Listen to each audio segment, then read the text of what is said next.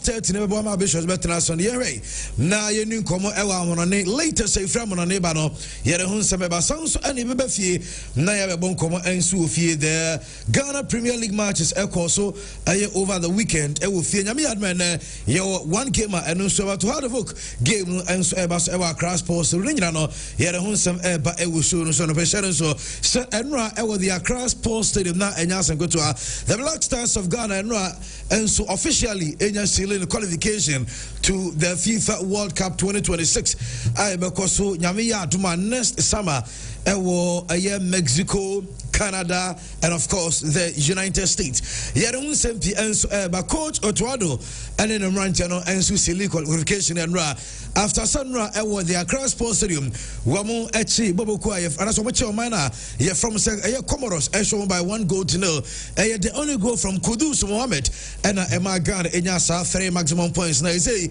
ya confirm your qualification dada and Tini Baby won't come on pay. Now I said Coach Otuado is one kasa ohe coach na madema uretine say after say Ghana is silly qualification or so the last time I call World Cup no noa and a qualifier not to give number of games at boy but qualification baby ana just no more than no one and the Ghana team qualifying tiamana baso one ayen ransom and na action edo cinema pina course was the Accra Sports Studio but behind the scenes you know you'll be your videos ni on my baby na what will be and so on a pay said and na Black Stars qualification is here you say celebrations how will be and so was the Accra Sports Studio and bra now just the entire team no and the supporters are now almost a Accra Sports Stadium.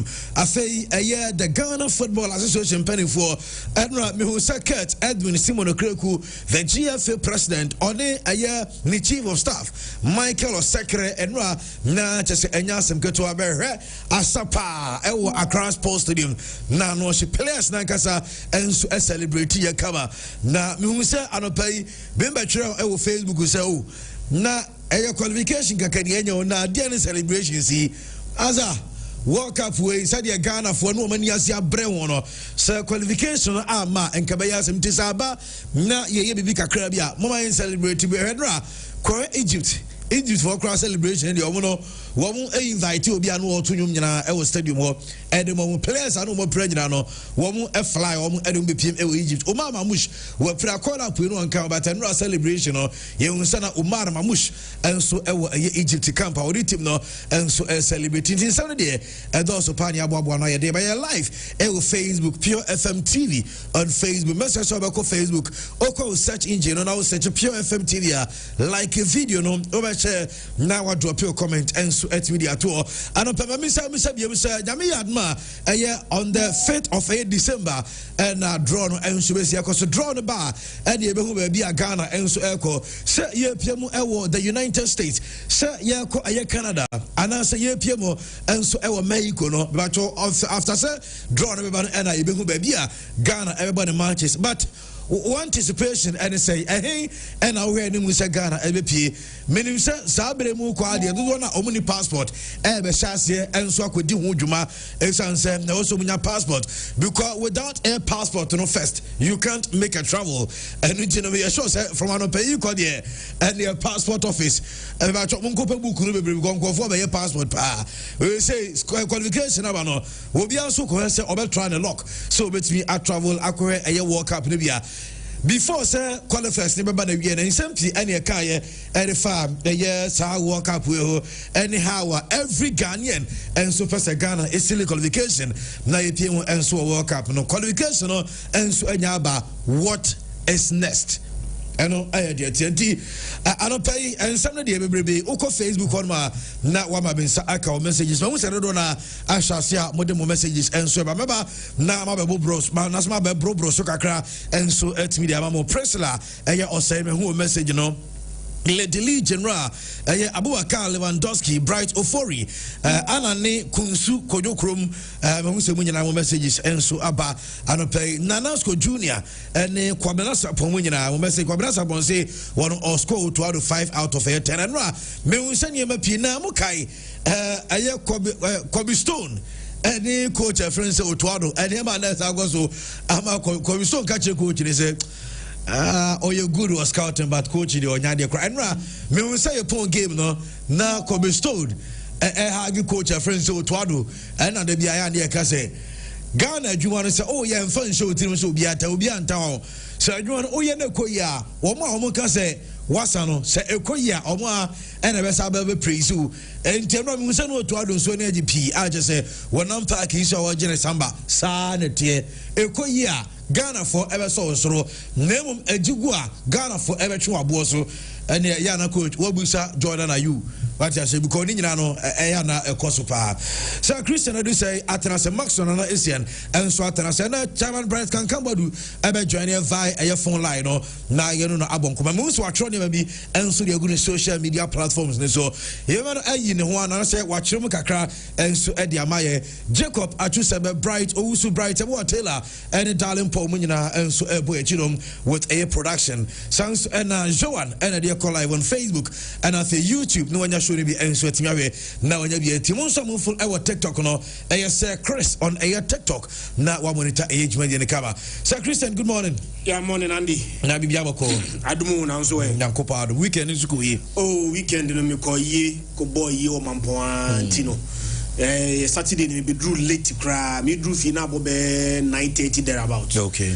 And Aja, me pains will be jarry, Chiam, Hotu Honum. And then rather than resting day, and Ramiji, my home is Tibobe 640, and I jam because of me DSTV. Namiti TV home, every blasters, any momonia, it me a qualify. Now, any qualify we and they say a feature in Yabufono.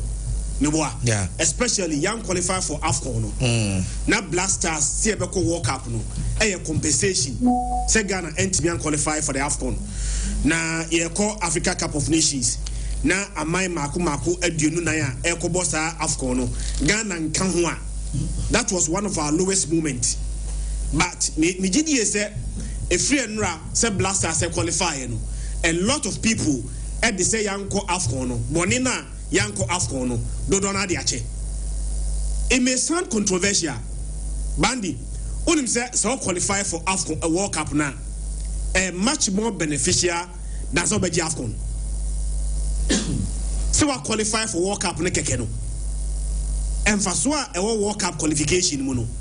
E doors to say wako AFCON. No wako akwaje AFCON no. And the AFCON oji say nye $4.5 million. So oji AFCON na $4.5 million ah. By the mere fact say we qualify for World Cup no. And the last World Cup no, Ghana enya around $10.5 million. Say appearance na $9 million.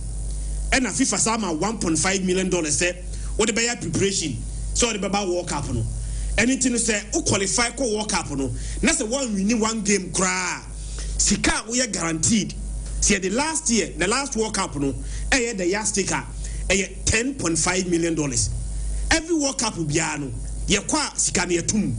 So in my own estimation the next World Cup na Ghana qualify no yeah, nyakrano be $30 million bidie Ghana binya. But the question is say, World Cup 9 na yakono, and this kani nyina na yakwa yakoje na yedi na asa. Wait there, better late than never. Wait there for the first time. See a qualify for World Cup no. Budget beba bonteno. Yemfa ne say could be 70% of the prize money, 30% na kanu. Ye de be kumasini Accra Sports Stadium. Ghana for na entimin ko World Cup ni bi. Ghana for na bia omokro mu entimin ko stadium no. Ghana for na ye di omusika and sponsor blasters. Emma blasters etimi qualify eko World Cup no. Ye masa Ghana for no any World Cup no faso. Ye entimin tiche sika ni mo bia. Da bi say afre maso ye ko World Cup no. Ghana for nyina no maso di omu $10 and di omu $10. Ye entimin mo bia san kesika ni bi. Betim ebetimi diskani bi aye bibi amanchirima abenya ho mfaso for the first time see a World Cup mpre enumni mpre na yakoni nyina no not a single project ana menu mienu betimi di ensesi so say Ghana ko World Cup no emfaso enyae no de ye firi munie yeti kroma say ama say Accra Sports Stadium anyone mo a national team any clubs no obi ani ba bia bobo so ya qualify a much more beneficial and for so wom sika wom for the first time mensada mensayam mayen koye budget budget in Mrano, Sika, World Cup Rebeniano, 10.5 million dollars. It's mere budget, Nandi, $10.5 million pepe, Sikadi Beniano, yet didn't one city cranka. Kingdom Citizen Kofi on Facebook, Michelle, as a Christian, Eka, you know, at no point, and a Christian, and then a great the AFCON, Debbie. What the degree, the AFCON, no. But as some kind of factual, I say, who qualify for the FIFA World Cup? Monetary rights, no, and your benefits are obinyano. The numbers are there to see. And was through any chance of the African Cup of Nations. That is factual. That is factual. Michelle, Ebia, oh, Fano, Eddie, Fru, Baby, Diaba, but so we change more Christian and the mass, Siana. At no point. And Christian Ebeki Sebia Afcon no nya na se bibi no. He never said that. Because a Christian Krabbe starting his statement, I said he might sound a bit controversial, but that is how it is.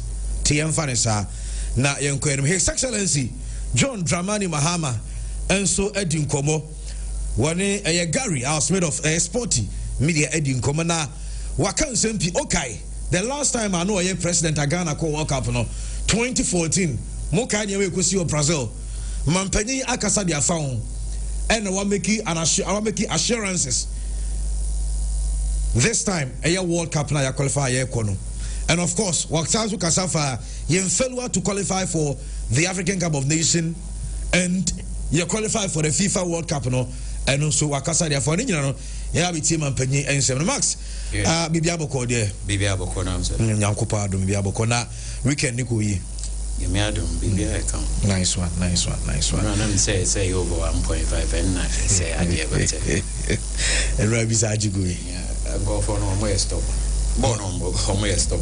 Comoros. They really defend every but big up to Kudu. Who's a Tottenham player or team only problem. Because her papa matters out. Now unfollow her papa matters out Mali. On a boarding now. But party Bob Bruta. Kai Charlie Patenko bought Tottenham Bell to 1 season, but it's all good. Andy, this year Ghana World Cup, who's a World Cup 20th edition, Yabo, and Ghana, caught the 5th one, Meboa. Close to be the first 15 or 16 World Cups, na Ghana and Kobio. Because you caught 2006, 2010, 2014, 2018, Meboa. And a young caught 2022. You call 2018 Yankobi. Yanko 2018 for Russia and you call 2022. Okay. 2006, 2010, 2014, Yanko 2018 and you call 2022. Into those 5 World Cups and you call 4. That's not bad. Into your 5th World Cup in the last 6. And Ghana the NSO bia de bonibra. Or time ba naba. Because the last 14 World Cups ni Yankobi. It doesn't matter who we are, Brazilians of Africa, Yaji Afcon 4, Yawa Bedi Pele Antonio, Boa Ghana, or Wine, Woboa de Yenko. But when the time came, Andy, the last 6, Yako 5. Tuesday, I bear Ghana 4, I bear say a bear price, Yanko World Cup, say, BPA say, Mboa. That is the level we have gotten to. And I really think, say, on that line with that word. But with that said,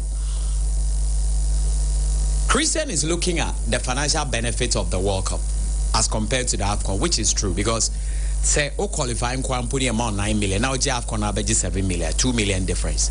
It's World Cup the more I'll be cool anymore.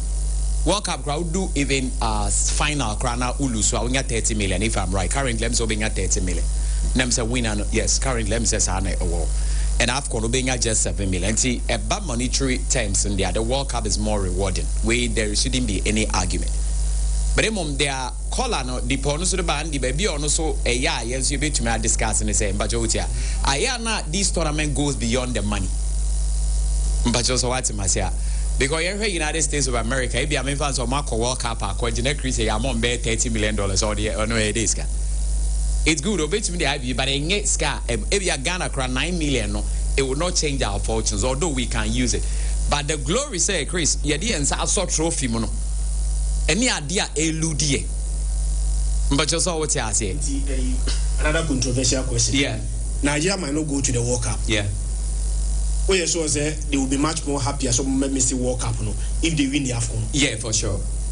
For sure. So we win the AFCON, a World Cup no man no problem. Because they are champions. Oh, one J Cup, I win a champion. You know, yeah. It's a cup in GSU is very, very, very important. What's it? Maybe yeah. Because economical. Exactly. Yeah. So I was making reference to the financial aspect of the World Cup. Say World Cup, no. The moment now making appearance at the World Cup, no. Sika obenye free World Cup, no. Much more. Apart from even financial aspect, no. Yeah, more AFCON no efa Morocco. Yeah. How many Ghanaians would like to go and live in Morocco? World Cup in there. So financial wise, even citizens there to Krumasi Ukraine, baby a couple World Cup, no. The opportunity to even go to the World Cup, even as a fan, no. Yeah. Much more economical than say you are perfectly right. There is nothing wrong. You can disagree, but that's but we no ordinary DNA no say we shouldn't downplay AFCON. You've never downplayed the AFCON, never. You're only talking about the financial benefits and other benefits, including the World Cup. Now, say between the guy in World Cup and the AFCON, he besides the Yenko here. The shows a big man walk around because the Yenko World Cup. But the SCN yes also TSC and so say yes you hear cap. And I'm just so what I say. What movies are saying a cap no way. Are you sure say AFCON and Ghana AFCON? Oh, yeah, quiet. So it's a qualifier. It doesn't guarantee you it is here qualify for AFCON and it's here qualify for World Cup. If you are to make a choice between the two, then I'll be choosing. Of course, the World Cup. That is my point. But the AFCON too is equally important. Yes, and yes, you have the AFCON is not equally important. It is important, but not equally important compared to the World Cup. No, the World Cup qualification is higher than the AFCON. It depends on how you are looking at it. And Andy, what I'm saying is that. Yeah, in Cote d'Ivoire, in Ghana and J Cup, there will be huge celebrations. Then Ghana will be called champions. And it will be written in history. Because say 5. Our name will be written in gold. And the World Cup is where a lot of goodies are there, but the two are all important. It's now near World Cup. They say the aquatic can say any so called AFCON no so. A many aquatic AFCON in the last time in our group stage is fine. Group stage is fine. That's a World Cup. Oko a World Cup not film group stage. And it's all about AFCON not film group stage. Oh, David. Last one the last two in our group stage. The last AFCON for one mini game. Oh, but next AFCON next AFCON. Next AFCON be mother. But Maso made a very critical point. Andy, only say Egypt the first African country to World Cup. Yeah. Egypt echo World Cup 1934. The first World Cup in 1930. Yeah. African country be Ankubi. But Egypt echo World Cup 1934. Only say you more World Cup than Egypt. Ghana first World Cup was 2006. Yeah. Egypt qualified and right in the account. After Egypt echo World Cup Maku 9. Ghana abesa Egypt ako World Cup no empre maku num. Even at the World Cup, Ghana have performed better than Egypt. At the World Cup than Egypt. Egypt go beyond air run wonder. But Ghana winning match yeah, and so can say Egypt winning match that. Now I think say Egypt the first African country or call the World Cup as far back 1934. Now Egypt ako World Cup and play 9 pay. Na Ghana besa Egypt the first time Ghana echo World Cup no 2006. So we reported at the World Cup extremely very late, but better late than never. Ghana is making our 5th appearance at the World Cup. By Minsada Minsayem, let this World Cup count economically to Ghanaians. Yabani Abdi Sound Community Nano pay, said a medical kind of so Yabako, Lines National any chairman BKB and so Abon Komokakra, Eddie Afa Ghana's qualification. In fact, any other stories I know so medical Kazaman Penny and so Akasa, Eddie Afa Ghana's qualification, anyone's and Simbi Nina, but never man son and my young co-found on Insemno and Emraya Bane, the Kenya and Sweat Viato. Well, I appear on 95.7 FM. You didn't come here games and work also. And I had the FIFA World Cup qualifiers and matches. I would appear and so across my resource and appear from Enra World Cup qualifiers over Africa. Mame fan to get Burkina Faso, Wamuchi, Ethiopia, Wamuthru, and Samson, Djibouti, Etinafi, Emma, Sierra Leone, Besedi 2-1, Egypt, Esheba, Emma, Guinea Bissau, one entry to Zambia, Etifia, Niger, Ekosha, Zambia by 1 goal to no Mame Fawi, and to get Enra chart, our Ghana group, and Central Central African Republic. Ghana said 5. Nano Onusu Kochi Ayachat said 3-2. Ghana winning by Comoros 1-0. Mali and so from the Madagascar and games and also Yadon some Evamu Ewojman in the over Africa games. Mami Fentugas about 1 p.m.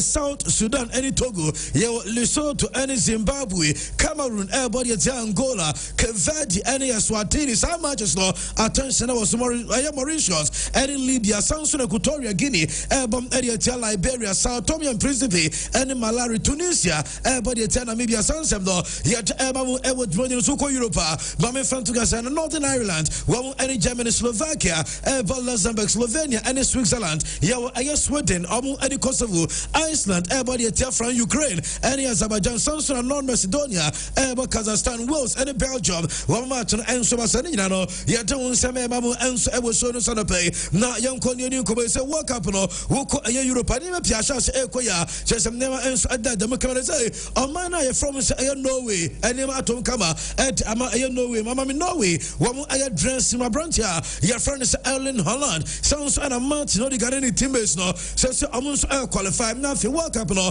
one and so I'm Piemo, and with the FIFA, I work up at Sam Otis said no way for qualify for a major tournament and ano, woman and social club, Arasomana, you're from Israel, Amanimana, Equa, Edman, Norway, national team, and Rano, celebrations are called so, and so in Norway dressing room, and Arabia, Yadon, some Emamu, and so Jordan, so, and Tuba Brantia, your friends Ellen brought Holland, so no, August all celebrated Diana, and it's a Martin Odegaard, now Otakoyaso, and I'll join the celebration because we're proud, and until now, sorry, any team no, and so and celebrate to bounce, I ran to them and so Tiakoyasua, now on the teammates no, and so celebrate, I will dress only at the atia, yeah, the one some Mamu and so Medina Sunteno, and Arsenal captain of many yet no command pay, and yes, on Siantoso, Naya Fansamaka and Swentuga, Mammy, player friends of Florent Vet, and some our German, and then Yamia Duma, Germany came and so as a debate, and it's a don't see attention, because the air talk with Anna, your friends of Florent Vet, I won't tell you, one person was a problem, no, every player, no, and answer every Liverpool, or club, no, because since I'm the Hopiemu, and so Liverpool, 0 goals, 0 assists to a player, and your prospect, and so where a player, do one enemies, only the qualities are, one also got to enter the game, and Germany for airborne debate, and it's attention, ever quite branch, your friends of Florent Vet, and so, and yet there was some airborne, and so Jordan, so, Mammy Fawin to the Sinyami Admachana, and England, one qualifier game against Latvia, Mina reports only Watkins, and then before ruling it out from ASR game now, and I know game at Timmy Corson, and a branch, and so copy injury, Jemet, and it's a pair, and doctor's not assessment, woman's on to and your fit for a game against Latvia, Minoka say, a branch friends, only Watkins, and perform and so Janakrai, what the need to our Aston Villa, now I got on a recovery, so, and Tiapa, here to command up ever show, so, Upium and our Penina, your friend said Jack Wose, for not just mommy, now you come a former Arsenal, a player, no, Jack Wose, and ye, Diamante, and it's an pay, Clubber, you're from Luton Orange for, well, I'll confirm it, so I'm a new manager, a Jack Wose, Penina, your friend said Chris Powell, one an assistant, and a Quakuya, and so them a club now, you're from Luton, and Diaba, you're doing some answer to ya, no, Mamma Branch, your friends, Lami Jama, I am the family, no, become in some years, and so now, call Lami Jama, and then the family, never pa, our friends and Mazrari, Mina reports as I as a pano, just some idea privileges, maybe, and or requested from Ayabasa to Ayana family, Ebinum, a private agent, some Akobasa, or no papa, and answer Mameno, one to Quay, yes, what me requested, so Basa for Emma the private jet, now I'm on to Quay, Lamin to Koya, one requested for Aya private jet, Ebio, yes, almost also requested for a special photo opportunities, and what is special a favors outdoor, and so because yes, more times, no Aya Basa, one and so to say, yes, and so the champ their family, deny, deny ɛyɛ frɛ sɛ na de Barca team ne pɛsɛ ebia ɔmo betumi aka yɛ sa ɛnsa ɛwie no na ɔmo nso ɛbɛt ɔmo bɛ ɔfɛnte ɛyɛ Lamine Yamal ɛyɛ ne family ɛnom ɛyɛ demisɛka yɛt ɛma mo ɛnso adwuma de no so na Lamine Yamal na kasa fa ne ma me na yɛ ne nkɔmɔ reporter mensɛka ɛne sɛ nano ɛna Lamine ɛyɛ standing the contract ɛde ma club from sɛ Barca ɔde kɔ 2031 na menya report sɛ before sɛ ɔbɛ standing contract no yɛsɛ Manchester City ɛne bɔbɔ conference PSG for no na ɔmo puhyɛ Lamine Yamal ɔmbɛ sign saa player no na mame fa we ɛnto gɛ sɛ yɛsɛ Man City na ɔmo sɛ sɛ ɔmo ntimi anya Leo Messi ɛmfa ma ɛyɛ Man City a ɛwɔ sɛ ɔmo anya branch a ne din ɛde Lamine Yamal ɛnso de ne ba memom saa deal no ɛnso and go through number 2 yɛsɛ PSG for no deɛ na ɔmo tena sɛ ɛwɔ ɔmo mpanimfoɔ no so yɛ Carterfoɔ no ɛka sɛ ɛmfa wo ɛne ɛyɛ price a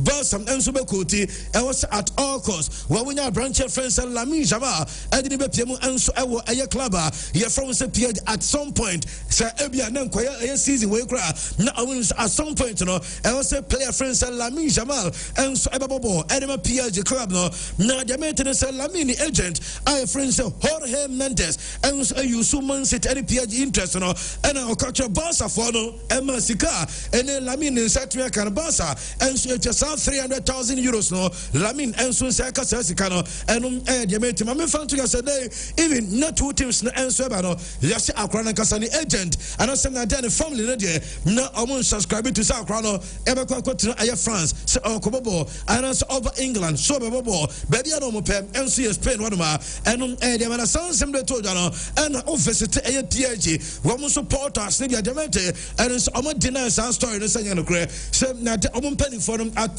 some point ɛnso ɛka sɛ ɔmo hia Lamine Yamal ɛmfa ho ɛne figures a ɛyɛ Barca for ɛnso bɛkɔti ada bɛyɛ quarters no wɔn nso deny ɛyɛ saa story a ɛno nso di cover no na Barca president ɛyɛ ɔpanyin a yɛfrɛ no sɛ Juan Laporta na fa Laporta ɛto so ma meni ani nkɔm because ɔpanyin no nso ɛsi yɛn fɛn to yɛ sɛ Christian president ɛyɛ Laporta say wɔn no prefer ɛyɛ sex over money.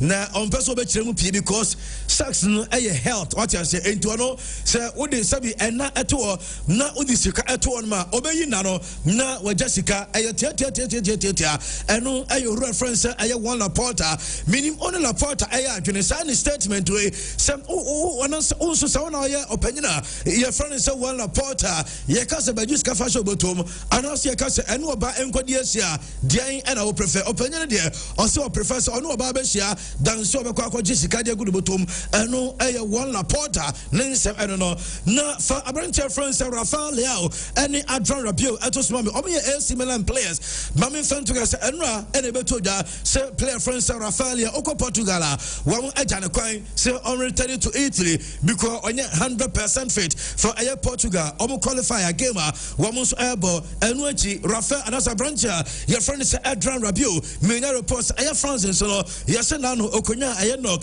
into no so on said either fit mame fan to us good news and so the AC Milan and Ezekiel easy promo people told you and it's a Milan and so confirm say we no any injuries bia and I said about them the alternatives precautions and the national teams no emphasis na so pese wo take come pese Rafael Leao 100% o me de ko ball and no Adrian Rabiot 100% no wo pese o me de ko ball na after ayesa games no wo to mean see can fama ayɛ ade ɔmo cloud side ɛno nti na mpɛnefo release ɔmo ɛno de ɔtɔnan sɛ a ɛna mede bɛto yɛ sɛ abranteɛ friends Samuel Umtiti ɛnso aconfirm ne retirement from air football ɛma ɛnano mpa ɛyɛ France football game no wɔn ɛma ne ba ɛyɛ stadium hɔ ɛma abranteɛ yɛ friend sɛ ɛyɛ Samuel Umtiti wɔn bɔ ɔmo nsɛm ɛde ma ɛyɛ Umtiti na Umtiti ɛnie ɔde ato dwa after sɛ na no smart Jordan ɛnso course no Umtiti ɛsim yɛn fan to yɛ sɛ the next ɛyɛ step a o take no ɛne sɛ ɔba bɛyɛ ɛyɛ coach and chakra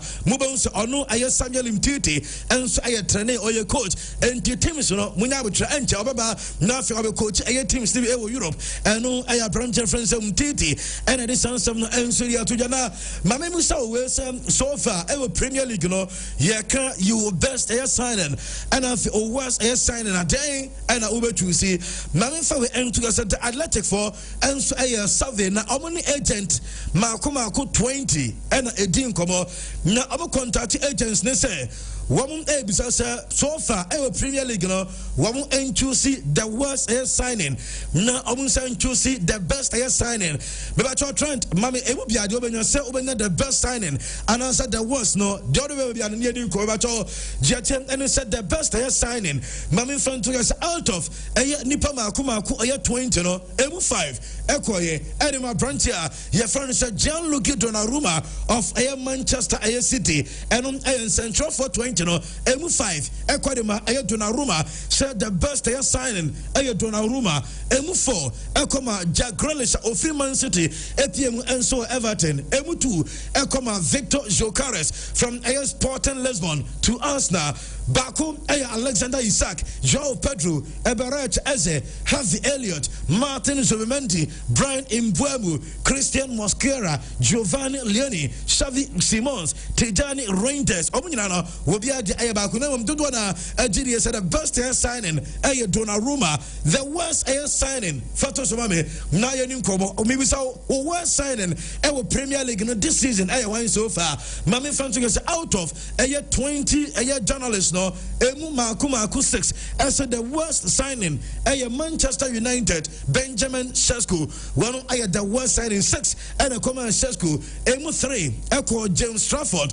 of Man City sounds and I'm a bit to say Johnny Wisa Jadon Sancho Facundo Buonanotte Evan Ferguson Conor Quadri Milos Kerkers Omari Harrison Jimmy Gertens Anthony Dongo Ouattara Florent Vert and Alexander Isak no obia 1 and the tell some no yet Emamu Ensu Medina Super player your friend Estevao William Etos Mame one Chelsea who play now made about 2 years a story we by said no penina one Escaute Abrantia your friend Estevao William Edema Chelsea no yasim dead to Boli at $250,000 so opinion if I saw team Escaute Aquana friends Estevao William Edema Chelsea why na report I mean can see so kwa Chelsea every nakwe so what I was a Chelsea one media handles no posti Abrantia friends Estevao William Dodua Bebacho Emmanuel Enyanwa Demet and say Todd Bowley instruct the Chelsea media team no so building Chelsea brand no around Estevao William any face enti obata say honma Chelsea bi omo ko matcha na omo post abon say Abranche na friends Estevao William wo ebe post ni more so obon say Chelsea promo game bi and say Chelsea promo bibia obon say most of the time free sabere kono wo ebe you saw Branton and friends Estevao William made to send that instruction from opinion friends Todd Bowley and Jaminsaka na Estevao William didn't home come on and the Arsenal legend I friends Gilberto Silva and some Ababeja Crano home come on I will say young fan to us on Ote Brazil or Acrano one in any free Brazil na afe and who said Drew baby na our Brazil time I know Siakai Edema Aya Palmeiras na Quadano na Ebimo Freno Aya Messinio na also no they are now bear and say our friend is no na over their crowd and so compare Abranche friends Leo Messi Mebum ono Gilberto Silva on Pesa will be Eddie Estevao William ever compare Leo Messi Nebum there was some year and such as Obama Crano and so Estevao William on Messi Woma ono so enrich in name no one Estevao Nebum the tennis Crano or only inspired by Leo Messi and a bigger players on sir once inspired players or looking up to now just no ever boy amateurs and a career no and so are great because I crown any potentials any ability ekuta Estevao William or genius what a time to come will be and so shall say Bob Messi and Ronaldo any players to be in Estevao no one shall some and so Bonidinsa and Demeter Ferran Torres a player Edema Barca Fanama no pay many reports Oko Spain national team Manchester almost Spanish national team doctors no one are diagnosing a Ferran Torres when we say a muscular overload injury and a branch and so on Barca for the account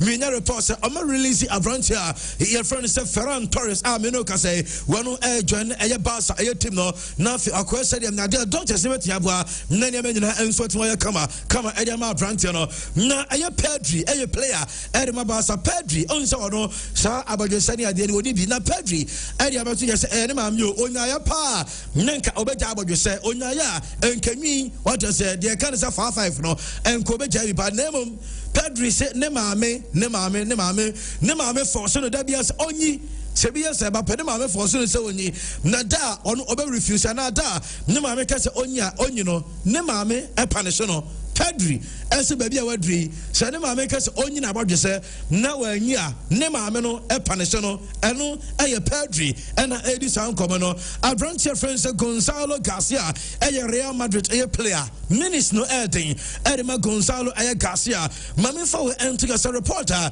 men say can pay and say yes Betis team no one say January ebetro eye Madrid say Abranche your friend say Gonzalo Garcia say onya bi mo e Real Madrid Betis opportunity ever Betis one emanable loan and so Betis and Demenselka Usman Dembele a Ballon d'Or a winner na mami a Dembele or then a Ballon d'Or equal room baby I'm just a childhood a town our France or baby a Usman Dembele baby a Dembele and so tonight tena Onyiniano bebacho a Mayano Eboja Emma a Ballon d'Or a winner and Eban is a Sebra or Babo Name Augusto and the Ballon d'Or a Tokai sending my medical 2 years away a win for Africa as well. And to me the beko I am not over the baba airto. Africa was so same and so the free room. Baby I won't answer France no. Oh and a Brantana your friend sir Usman Dembele Eden award no answer kwaya. What a coach man for say wa akwa ejuma just me what ayo man nim and dear tier. Mami friend to say Dembele me na report say yes sings or winning Ballon d'Or no. So say Dembele the market value echo 100 million euros.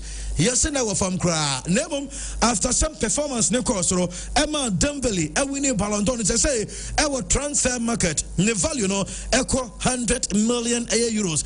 Says Yamano Casasoko PG team Nema, one of the most expensive player, ever PLZ, Vitina or Joao Pedro Elho, Quarascalia, our name player Nebo Tempa, PLZ, player Nebo Dewey, a Dembele, Nina after so winning Ballon d'Or, and the Mike Mignon, a goalkeeper at the France of national team now.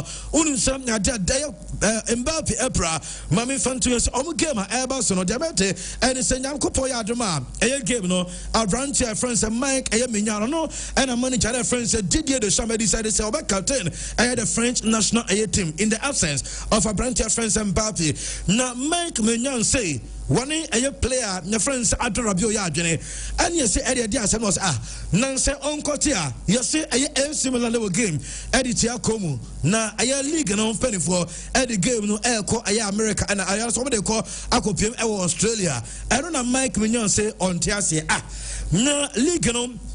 Ayo Syria eno mobile anasa ayo Liga yabo anasa Austrian Premier League anasa Australia wamo Premier League game any yabo ojidi say to da bia empanifo so enwene ayo financial aspect na emamu remfini e because o Jeff Bono anasa game no yi enso dia free ayo supporters nten e dia ko ba bi na AC Milan wamo supporters do saying na ete ayo Australia empanifo tabiri omu game e dia ko piemo e Australia wono enya happy say the number because the Barca players no one happy so many Villarreal game no ego piemo and so America I don't know that here you don't want some MMO and so so the only coach about UEFA Champions League what me Sadia to us no Zinedine Zidane now say since Zidane AJ3 with Madrid no on coach team bia otifie Zidane aye interview area to just say enchakra obi abesan so acha se hunibiem oba returning to coaching na Zidane confirm say no kre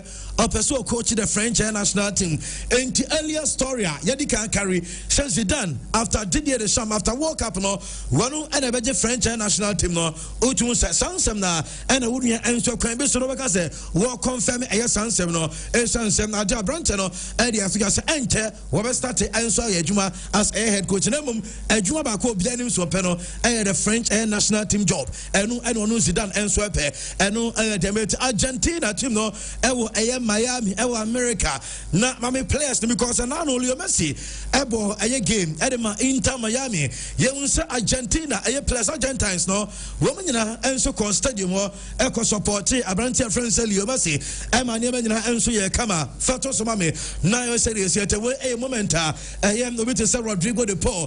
What I said, Nicholas Otamendi, any players I can, Enzo, what I say, Omina, and to Sombe Piemo, and so I will Inter Miami, Wamu Stadium, Echo Supporte, Wamu Aya Carlton, Leo Messi, Wabran and a club football game, and so across Messi, and some Najawa was a timer, a year Omu Epsimobano, players no, Omusia coach, the friend is Javier Mascarano, and then Ebubon Komakakra, you will set timer, Leo Messi Elban, Omusabia, Wabo game our Tanano, Na or no Casa Tunania, ni teammates of Argentina, Wamu and a Tetuama, Wamu enjoy game, ni Messi Piaba, Omu Leo Messi, Huyano, Na just a Syrian Kwa Messi, and a Yana Yonko Fonti timer, game on the best statue mobile in ye, and I will say Leo Messi 10 and who's sending Kofo in answer to the and the chair. Now, Udim sell Leo Messi, season when 20 Man of the Match awards. And what you ever Inter Miami, and we are branch here, your friend is Leo Messi.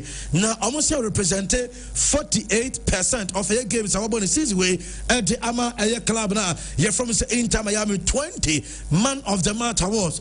Leo Messi now was also pioneering, you know, Edema Inter Miami. Now, and it's after the game. You will say, I am Messi, any Inter Miami, I'm fan back.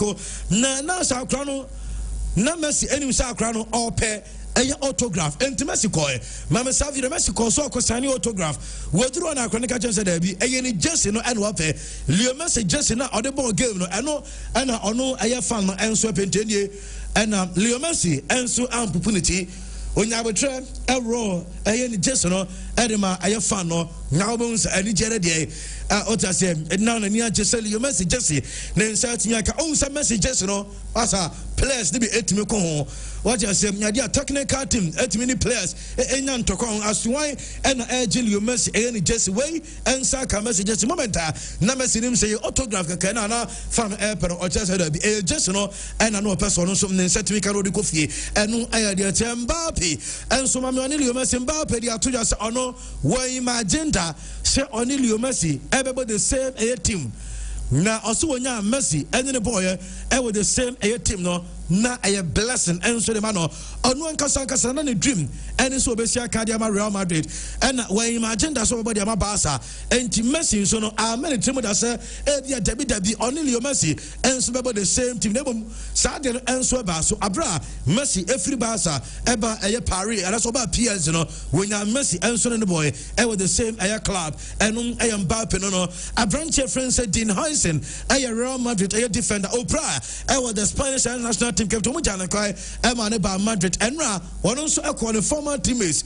Or the former team, a club from St. Malaha, now almost able game, no more winning here, and a denies in every dressing room, and I done a former teammates, no, and so celebrate Yakama, as I say, aha, and a cacra, now Oyana, or the two kind, and so come other parts of the world. I say, what's up back to Spain or Real Madrid today? What opportunity, or co team the game, only said Team Jesse, now or no denies, and so I say, I had a former team, no Jesse, and no idea, Sunny Lamens. A goalkeeper at the Manchester United club no on the first game right before a international break no Manchester United winning game no occupy clean sheet na Sana Lemans I say just have look say one of our national duty our Belgium or see them fan to yourself Manchester United has solved problem be na sa problem no say Cristiano Ronaldo and pointing out our problem no Manchester United for us solve a problem no so said will be able to answer a current issue now because you know Ronaldo ever criticized the state of air current in any Old Trafford. Manchester United for spending £50 million at their renovating a current in Agrano and say United has solved a problem here Ronaldo and so a pinpoint here a Manchester United as well and no a dear Anthony a player Edema a club from some a Betis name or a Manchester United player alone Edema Betis or say young Fanti as a timer and a coach now your friends Ruben Amorim a catch on no Anthony any players there is one person on mobile bone and that's on the bank a team no first team no player ba ko bi horma na da bi o ka chen se onya abotre na on stay Manchester United o say brand friends Matheus Cunha unse Cunha no United for the turn in term was the only player term ya no ka chen se onya abotre no encourage no ka chen so e be never be fa obeste enso Manchester United no brand friends Matheus Cunha ni krom ni ono pe na na so timi motivate no eno Anthony Borussia Dortmund menya report on pe say Chelsea say omo defender why surplus the requirement Axel Disasi menya report say Dortmund club no yes one betimi ato Disasi ni nyina say na me no ka say wote say omo defender na friend say Nico Schlotterbeck Makajo say Barca for identify no Barca for so omo pe left footed center back when identify Nico Schlotterbeck say wote say Schlotterbeck no Dortmund for na tona the replacement Disasi from Chelsea and Demetia yet Emma Edward so Paul Scholes and the top 5 midfielders so we are say also 1 Pedri, 2 Rodri, 3 Vitinha, 4 McAllister and number 5 Brent friends Frankie Dion and Paul Scholes the top 5 midfielders Pedri, Rodri, Vitinha, McAllister and Dion and Menyan Ibajibia Carter Airways Wamu X handle and as a Twitter handle no posti Chelsea Jesse and Qatar Airways and so there mu yenim say omuna best sponsor Chelsea once my catch was told Bolly as on betting company bia Chelsea just go betting for aba ni nyina wa reject sa office ni nyina say dey mahu we no Qatar Airways for no and I just no so atimi aba yet won some Dortmund club na jiska henko for no wa jiska players are omo fa omo sika omo de to omo and said omo si to omo obi ti say Nicholas Fulcrock wo efa 17.25 million euros omo to 27 million Jadon Sancho omo fa 20.59 million omo twa no 85 Edema Man U Erling Haaland omo fa 20 omo twa 60 Edema Man City Jude Bellingham omo fa 30 million omo twa Madrid 127 million euros and wechi aya Jimmy Gettins womo NTS kabi your academy product omo twa Chelsea 56 million. Okay, can you know about Sika omo de toss our players no 87.99 million. Sika omo to omo nya no 355 million. Any Sika club na ye from say Borussia Dortmund for womo enso set me kan nya no ye de won some ema mo enso odwuma de sanche ye be raise chairman BKB wala na stand no abon ko na mo menka sa no pe wutie mi a First Bank Ghana omo go so promo na ekoso me say free sabre ekosi the 30th of November 500 Ghana cedis every week won sabet mi aka de wo ya unya ses ka no and say wo ya transactions e wo First Bank download the First mobile app no and answer dial *894# na fe your transactions no ubenya sika e de free o share so mame say we just say oh ya account and so First Bank so only account ko bi account is here so oh ya na onya any issue after First Solutions it was 0596921921 M2S Evergreen Digital Printing for one and about printing na omu twane kama digital posters about banners funeral invitation wedding invitation digital customers to school cloth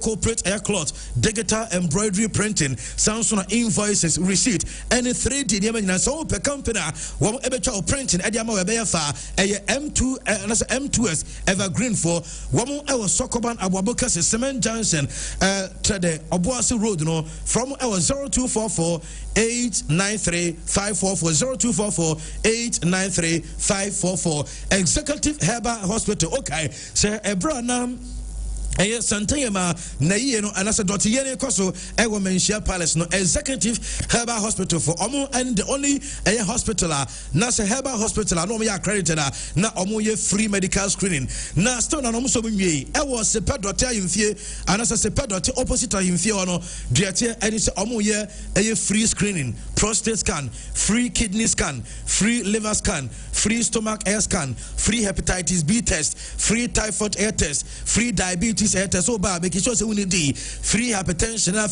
BMI assessment. Now the only thing so bad, I want to say a drone abattoir now to Edru for Executive Herbal Hospital. It was 0240-211-709 0240-211-709. Now Enkasa KFC as men can trust with 39 Ghana sleeper. Ubenya aya wow a deal. Ewo KFC unya chicken tenders. Unya ayam na chicken bone. Wo sounds enya aya chips. Near my drink sounds so the account 300 ml air drink at the account way for just 39 Ghana cedi pay. Your friend a wild deal. Maybe available for limited air times into show. One round time away. No one could be KFC. A finger licking good. TK Boachi Electricals, Ewo, a Dumel Comonoma, Prempe the 2nd Street on my show, more per a cables out on any tropical cable store kinds, Nilano, one Ewo Papa Archer say, size is Nilabo 1.5 mm, 2.5 mm, 4 mm, 6 mm, 10 mm, and I feel 16 mm on 7 Yanka, one more ceiling light, electrical fittings, conduit light, street light, one more Ewo spotlight, chandeliers, fun with air light, Omu Bisadavacano, a Dum Melcom, Prempe the 2nd Street, a whole more for a 0558-597-633 0558-597-633 Serene Insurance Company Limited. Insurance insure property, insure life, insure Niama with a Serena and a Drusa Koju claims that Unya any Subia, Moto Insurance, Fire Alert Perils, General Accident Insurance, Marine Insurance Policy, Foreign Travel Insurance, Insurance Bonds no Enabaye.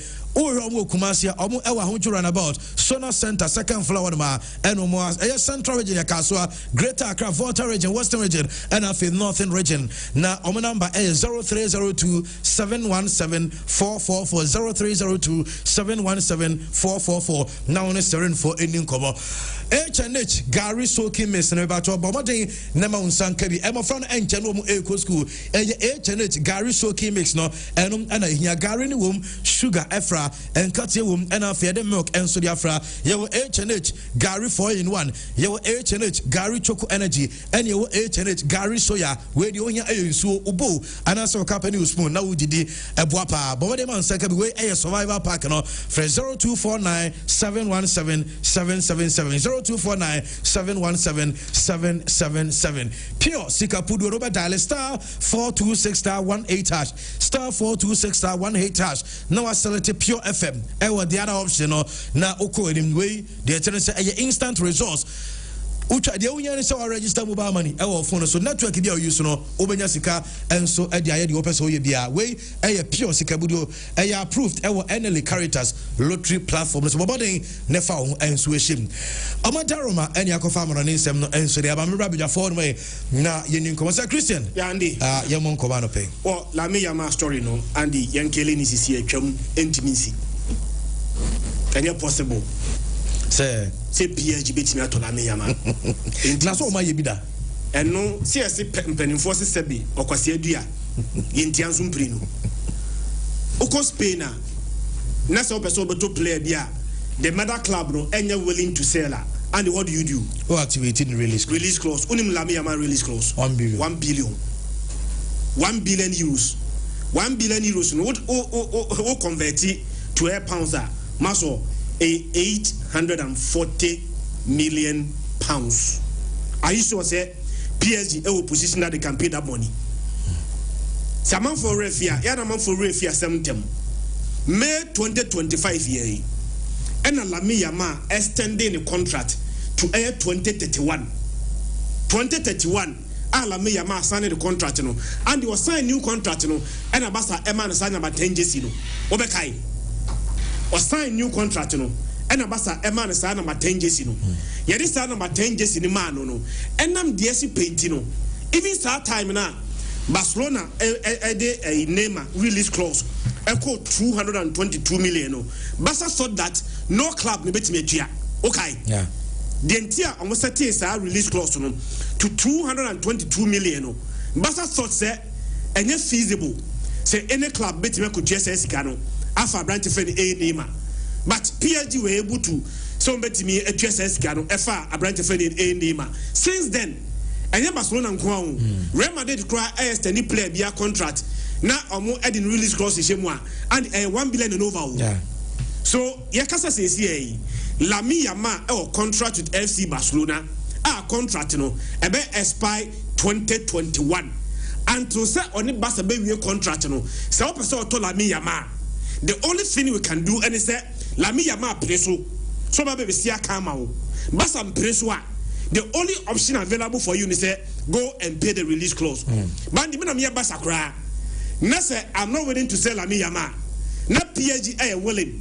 so bet you 840 million and we are basa wenye 840 million pounds for Lamine Yamal, 1 billion euros. So if PSG are willing to pay that money there, and we are willing to do business, where they send us more, we are just willing to do business, bring the money and take Lamine Yamal. Who is the bar? Who didn't be able to this canae? Think about Sakahunina. Yeah, the one player pet at the Tikanina, and I'm not sure, sir. PSG for betting is a mistake, say Omokofa branch of Lamine Yamal, Storia, and the killing is here. Okay. Basa is not willing to sell. PSG, even if they are willing to buy, can they afford to pay 1 billion euros? Abra financial fair play, any financial law beyond anti PSG. I don't think they can. Lamine Yamal. And now they are coming here. Fatuagim. Okay. And then Basa me phone you be friend ya. PSG for them sit down with and this name again. Yes, you are more Vinicius. Huh? Or more Vinicius. No, better on the woman. And that's a Vinicius where Lamine profile is almost the same. I don't know compare. Left-footed, a Messi-like player. Messi, and a Messi at on. Who be at Messi? Oh, so I'm saying at any cost. You can't even come near. Because uncle.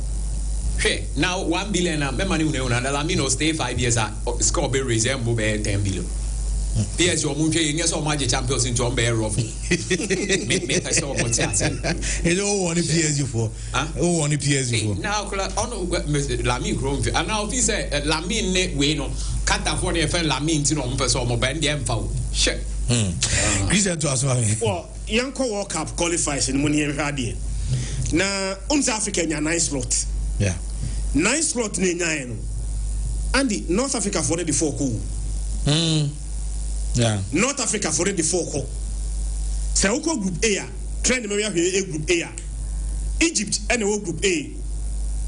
Omunya 26 points. The next team at that Egypt tino. Burkina Faso. Burkina Faso enya 21 points. At that Egypt qualifying Andy.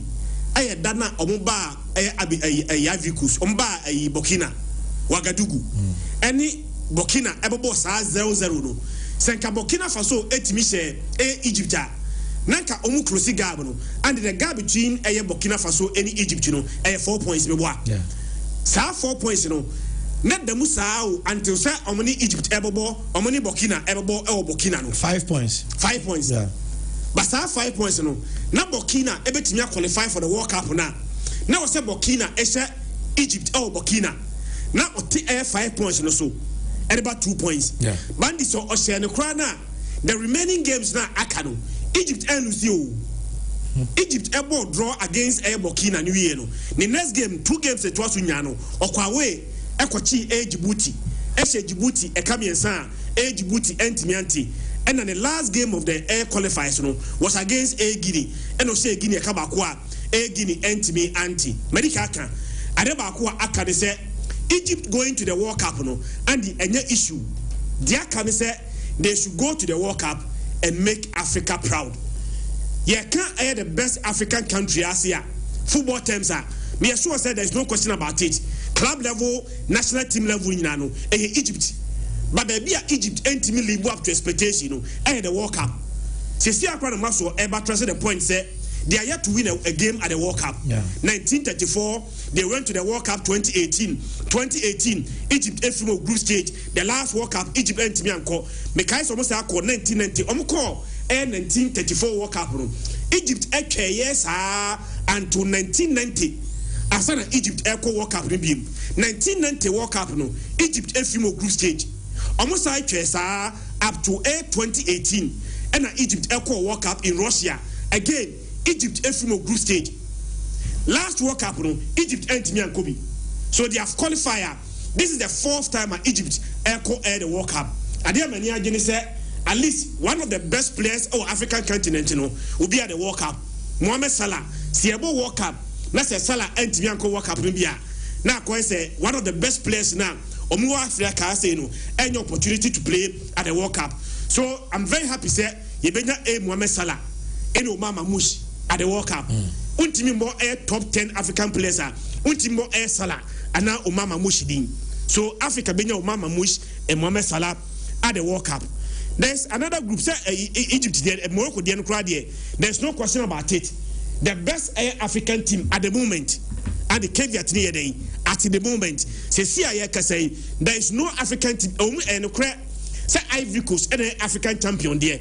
But all the football in World Cup, any the Nations Cup, any club level, Nina Kabumwa. Minister said there is any nation and you baby tea or Maya, your friend Morocco. The last World Cup, Morocco Ecoeno, Morocco eti African name, they are not African country, be intimate bida.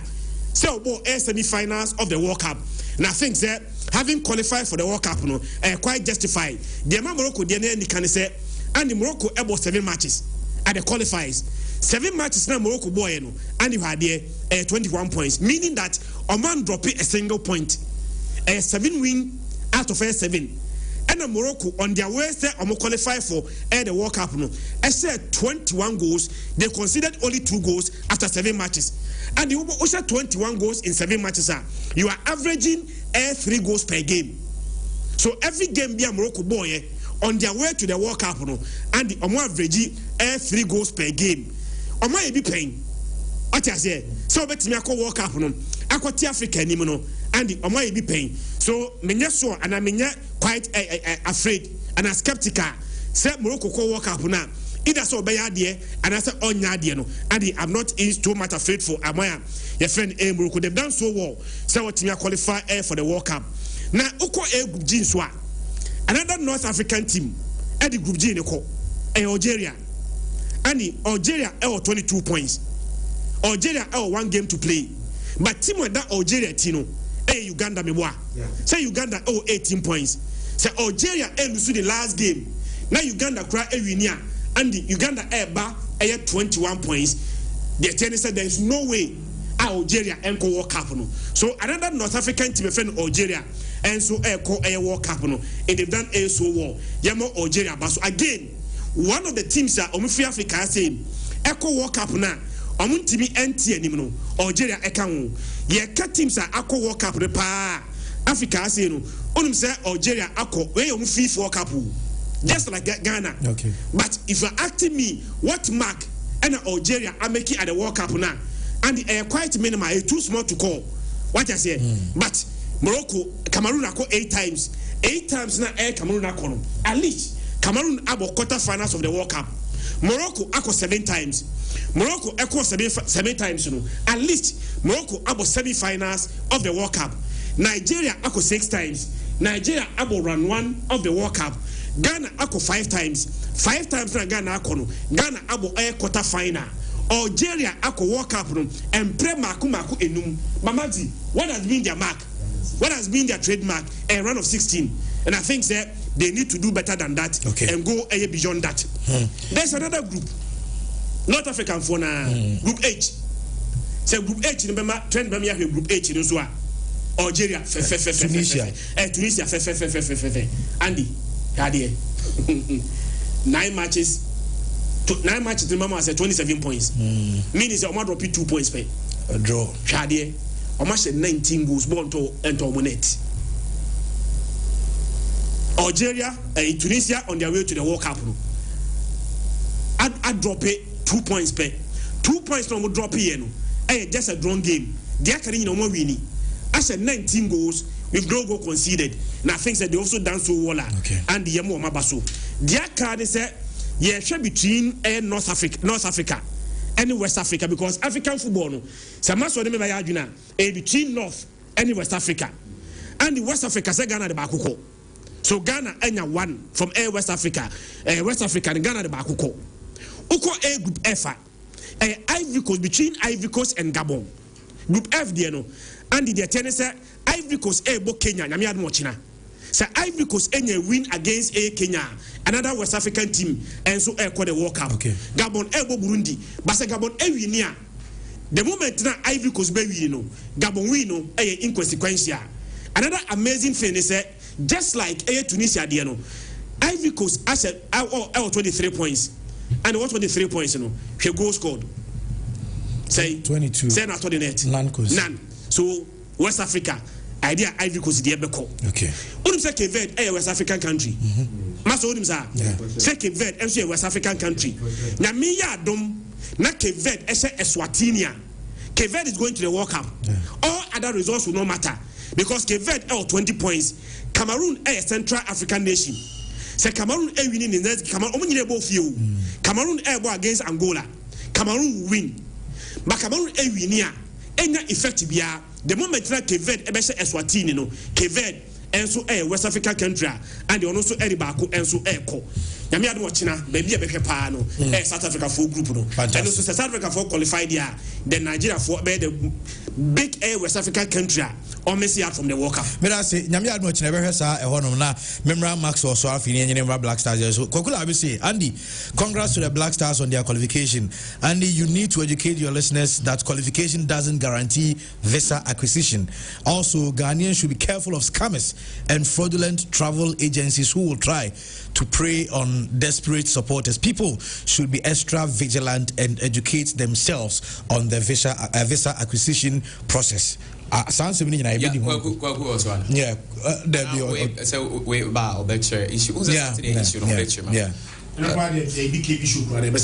another show also. Yeah, Max. Andy, see Africa 10 teams that be called World Cup. And 9 be called by birth. Now the other one are called playoffs. 7 guaranteed 9.5. But at least okay, Omono might not qualify. Maybe Omone other intercontinental between so the most we can take here 10. The most Africa between the World Cup be 10. Yeah. And at least 9 they are guaranteed. But looking at the way things are going, I hear OGs na bia we na bekowi. Cape Verde. After Cape Verde, I hear OG. Go OGs na PK Sports in the back. Say Ghana qualify. Yes. Ivory Coast are qualified. Senegal are qualified. Tunisia are qualified. Egypt are qualified. Me boy. Yes. I say Ivory Coast are qualified. Ivory Coast. So I'm qualified. I mean, qualify. On the Ivory Coast situation in Ghana, the na Ghana qualified in 2 I think Ivory Coast qualified. Against Kenya, Ivory Coast be Kenya qualified. And I said, "Let me move him." Ivory Coast will qualify. Me person Nigeria qualify. They cannot. Nigeria, you can never say never. Don't bet me say Benin 3-0. South Africa, the Omo, you bet me lose. Or they might even draw with Rwanda. And Nigeria will be true. Say Nema Mincha Maso, Nema Nigeria qualify. But it's still possible. Because South Africa move against Rwanda. Rwanda, yeah. South Africa share. Nigeria win consequential. So Nigeria will have to beat Benin and expect South Africa to lose at home to Rwanda. Yeah. Or even have a draw against Rwanda. What I say? So as a Nigeria for destiny Kromanka Sansem said they have to win and qualify there. Yeah. Then if we against Benin there, you expect Nigeria to win against Benin. But Oshe Benin we are also group in the so Nigeria of 14. Oshe Benina, Nigeria the same 17. What I say? But South Africa, the moment of picking a win. South Africa equal 18. Nigeria destiny in Ukraine. That makes it quite difficult. Very difficult. But South Africa, how lackadaisical they are trying to Zimbabwe. Psychologically, from the coach's face, the players, which was a Saturday point, say, and yeah, effect on them. Yeah, I said being effect. But even 3 point was not the case. The case was that you should have beaten Zimbabwe. And when you're Zimbabwe and probably 2 account, your friends say 15 and almost was 17. So at least a draw will push them through. Because about goal difference, I think they stand superior. And Momo will be also downplay Benin. Benin is bet me a share Nigeria.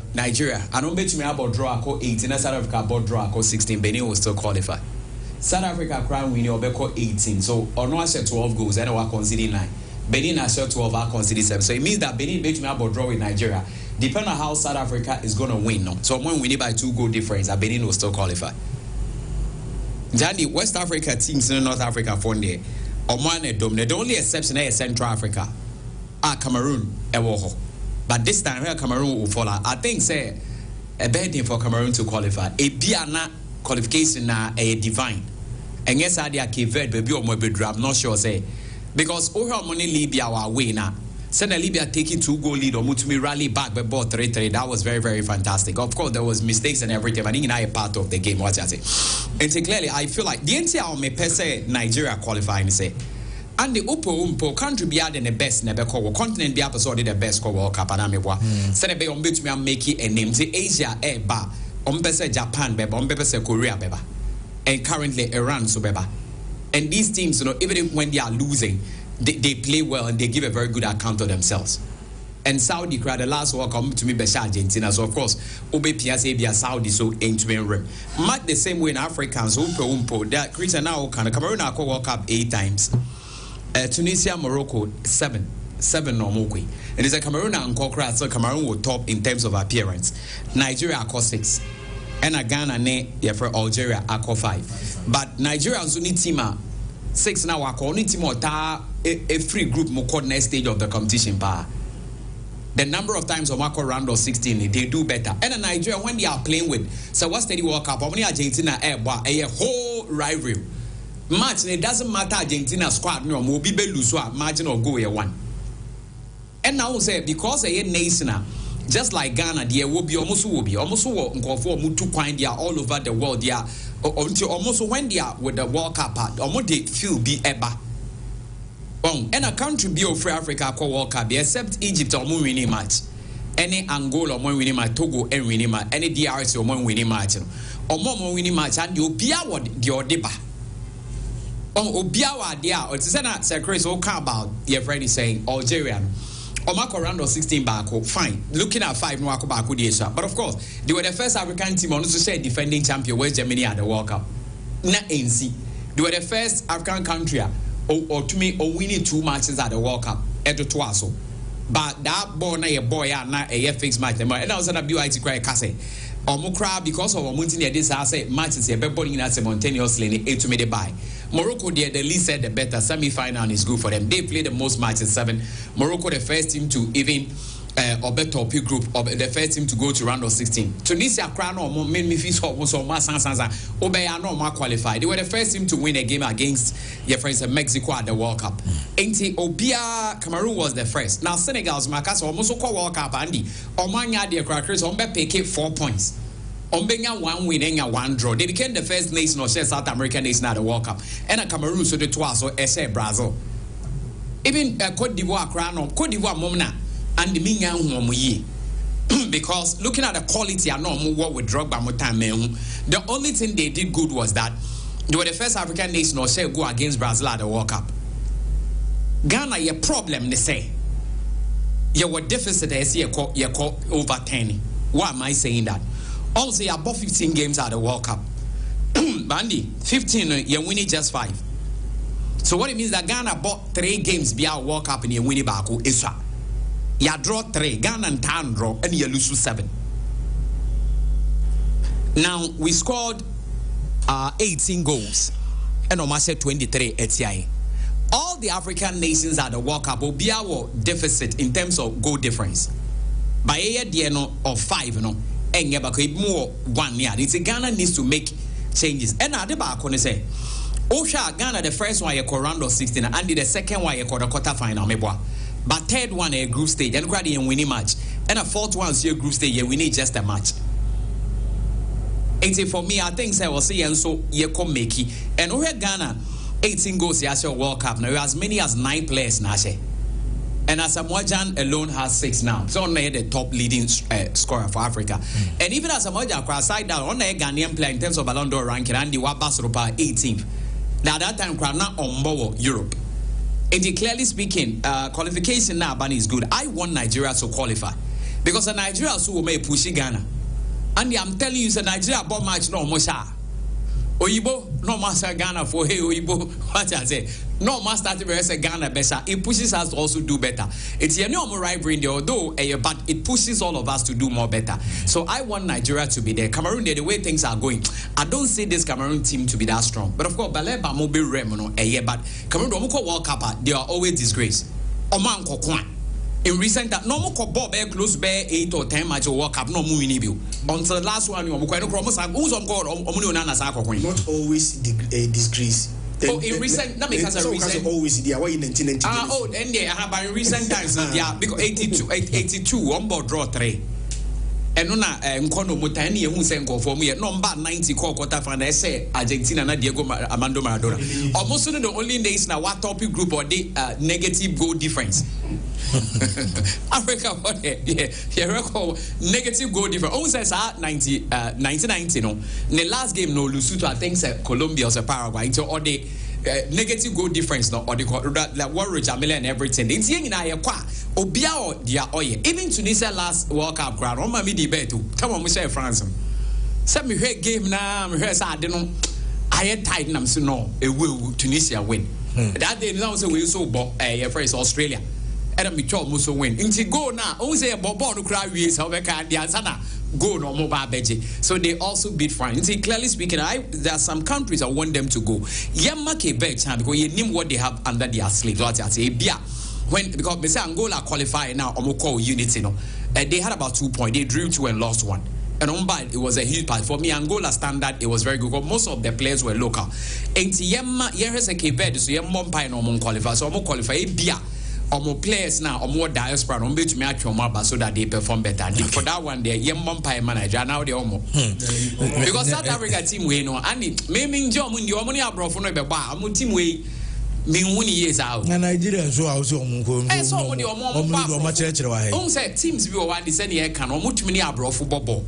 Say I call London no one say. And for this.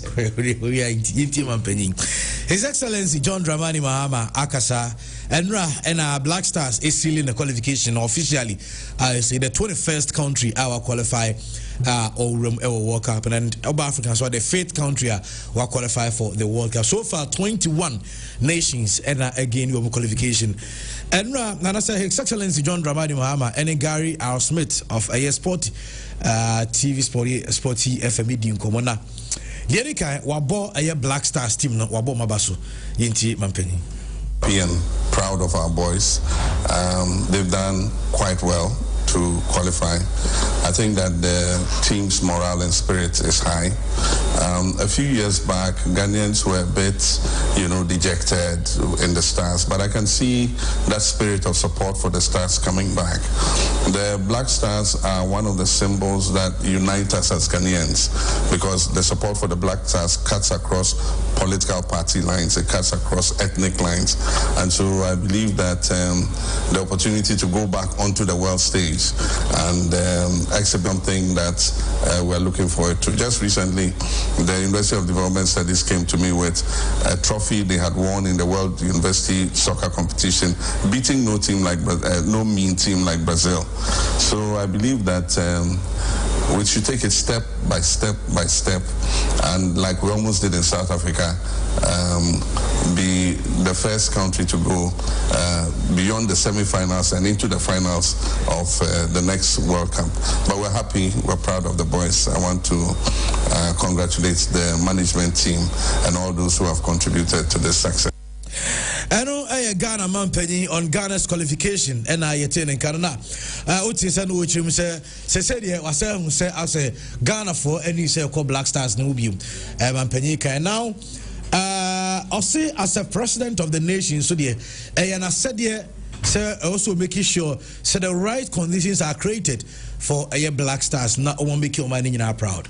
I'm not too much into football, but the Black Stars are my #1 football team, and so anytime the Black Stars are playing, I'm anxious to see them come out victorious. Sometimes it's a bit nerve-wracking to watch, especially when the goals are not coming.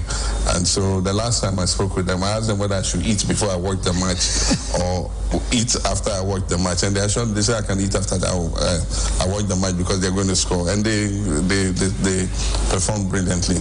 So to me, I'll be watching them every step of the way. And as president of this country, it is my duty to make sure that the right conditions are created for them to be able to make us proud. We've learned a lot of lessons from 2014, the last outing, that when there were so many controversies. So we are using those lessons to avoid anything like that, distracting the boys again so that they can give up their best and make Ghana proud. Ti mampanyin se dru baby kra Black Stars match obehwe adu tumi bisa say only di ansa no akohwe anaze ohwe wi ansa no di nom kan so obetimi atwen no ahwe wi no akodidi. But then osanso kire mu the last time na ote Ghana abenyu akese no so no 2014 yakọ Brazil ema niema pi ekusi na mampanyin se obe ensure say the ekosi wa Brazil no ebi nsensi bi no say yehunya discipline and transparency. One, discipline and transparency. We believe that this campaign should be a more disciplined, campaign. Aside from that, there should be transparency. Often when decisions are made and funding is opaque and all that, it creates all kinds of rumors in the society, and then creates all kinds of misperceptions in people's minds.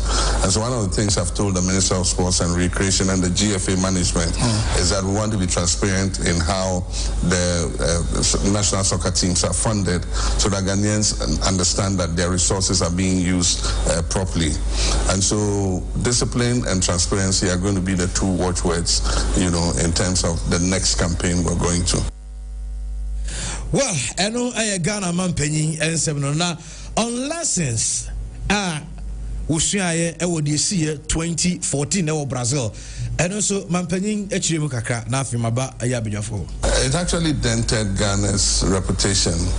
I think that it is a practice that had, occurred over time, and there was suspicion between the players and the GFA, and between the GFA and the players and government, because the players always had the thinking that, either somebody was going to divert funding that was due them and all that. I think that we've learned those up. I think in that particular instance, the players refused to train. Yes. And they refused to go to the pitch if they didn't see their money in fiscal cash. And so in an attempt not to let them feel discouraged and not play or something like that, some decisions were taken. But all that is behind us now. Yes. We've encouraged the GFA to ensure that we're able to process the payments that are due to the players as quickly as possible. And like I said, that's why we want to be transparent. If government has given a certain amount of money, we know what the budget is. And I've said that as much as possible, we should let the public know what the budget is and what is due to every player and all that, so that before the campaign starts, we put money into the budget. We're encouraging the private sector to join to fund, the campaign. And so we'll know how much money is there, how much is going to every player. They all have accounts now, and so we can pay the money directly into their accounts instead of carrying money fiscally and giving to them. And that's why I say the lessons of 2014 have been learned, and I believe that this will be a smoother, more disciplined, transparent campaign. Right, I know I Ghana man His Excellency John Dramani Mahama, Gary Al Smith of Sporty Television, Sporty FM, and I want to know a boss. I come now. Otuado, and so a coach for the Black Stars of Ghana. And after the game, Trent, my video now. So, Chris Amukai on the Kobe Stone issues, Yeah. And Rami, who said before, right before the post-match interview, Kobe Stone, I called and chair or chair Kobe Stone no Hagi. Not just say I had the Kobe Stone Bonabas, but there is coach Otuado after the game. On the we say Ghana Nibia. No. Yes, I feel on the everyone say I didn't can no Ghana for we can the captain and no can wasn't. But win by Rubia crime now said that the captain. Oh, I tried on the Kobe Stone Diana. But coach, I'm beside say as the first Ghanaian coach who qualified Ghana for World Cup twice, no feeling no say. us. So it's truly it's a big achievement. But for me, to be honest, I think more about us. So it's good for us, for everyone, every Ghanaian. It's good for the players, and not only for me. So this is the most important thing. It's not in bad time, but also in good time. It's not about me. It's about us, and it's about the team. I'm happy for the players. And some players haven't been there, and it's a good opportunity. And so I'm very, very happy. And of course, this is the video, courtesy Joy Sports, and now coaching and now Kobistone to say Kobistone Bako now Okakochia coach. Aha, now Kochia coach down. Lamka Obia and Tao coach. Ghana Nibia Batis and Nia Brea Obum Gusodo, Aya Ghana Nia. Ono the old partners are Ghana, but Bubia Ghana winning. Yeah, call Afghania qualify, call World Cup and qualify near winning matches. And only there, Ghana need be a very much time. Or to say, or no, baby, and answer and Munyamsha, Ghana Football Association edition or Mood Fans or no, and I be coachy the national team no on take things for granted. So for me, don't take it for granted that I'm still here, that got the chance to prove somebody wrong. I really want to use this time. It's going to take a little bit longer because I have to thank a lot of people. Because in the baddest days, they were there for me. Now finally, Normal Busani says, and Kofosi selection, it was all selected players for the World Cup. And yet they are also because players are doing more qualifiers throughout, and you'll be at the meeting. I'm making it to the final squad. Now, on difficulty making the final selection for the World Cup, Coach Otuadu Chimuni. We have a lot of good players at the moment, especially up front. It's really, really difficult. And yeah, we have now, I don't know, 8 months to observe, to look, to make the right decisions. We have some friendly games where I hope that a lot of players can show themselves. And at the moment, really, we have good players around. Even good players I haven't been calling even to the squad. It will be interesting, and this is difficult. This is the difficult part for me, especially if they're good guys to say, no, you're not coming, you're not something. But I think this is the best situation. Everybody's hungry to go to the World Cup. Everybody's playing out their best, and I hope that the boys keep scoring, keep ending well, so that they make the decision for me. Eno coach Otu Ado eno na trying some of the celebrations to be run also with the Accra Sports Stadium after say Ghana and so sealing the qualification official no na ye said and nema and so is here ti coach and so the name ready to get we di Ghana match no nkomo and somewhere mampanyin e dia tudwa any coach so somewhere waka about also be bon komo bi ba quick one na me ba na afini yaba beto aso with a Black Stars game no me dima faso na yentwan komo bi be simadu ba ya na beto aso with Enra de course. But currently on your screens no some of the celebrations Enra na because the players no and our ball almost said qualified number 5 just said this is the first time again I qualify for the FIFA World Cup in nyina ye na ekoso where GFA president Chris Onket Okreku Ketne Onket aha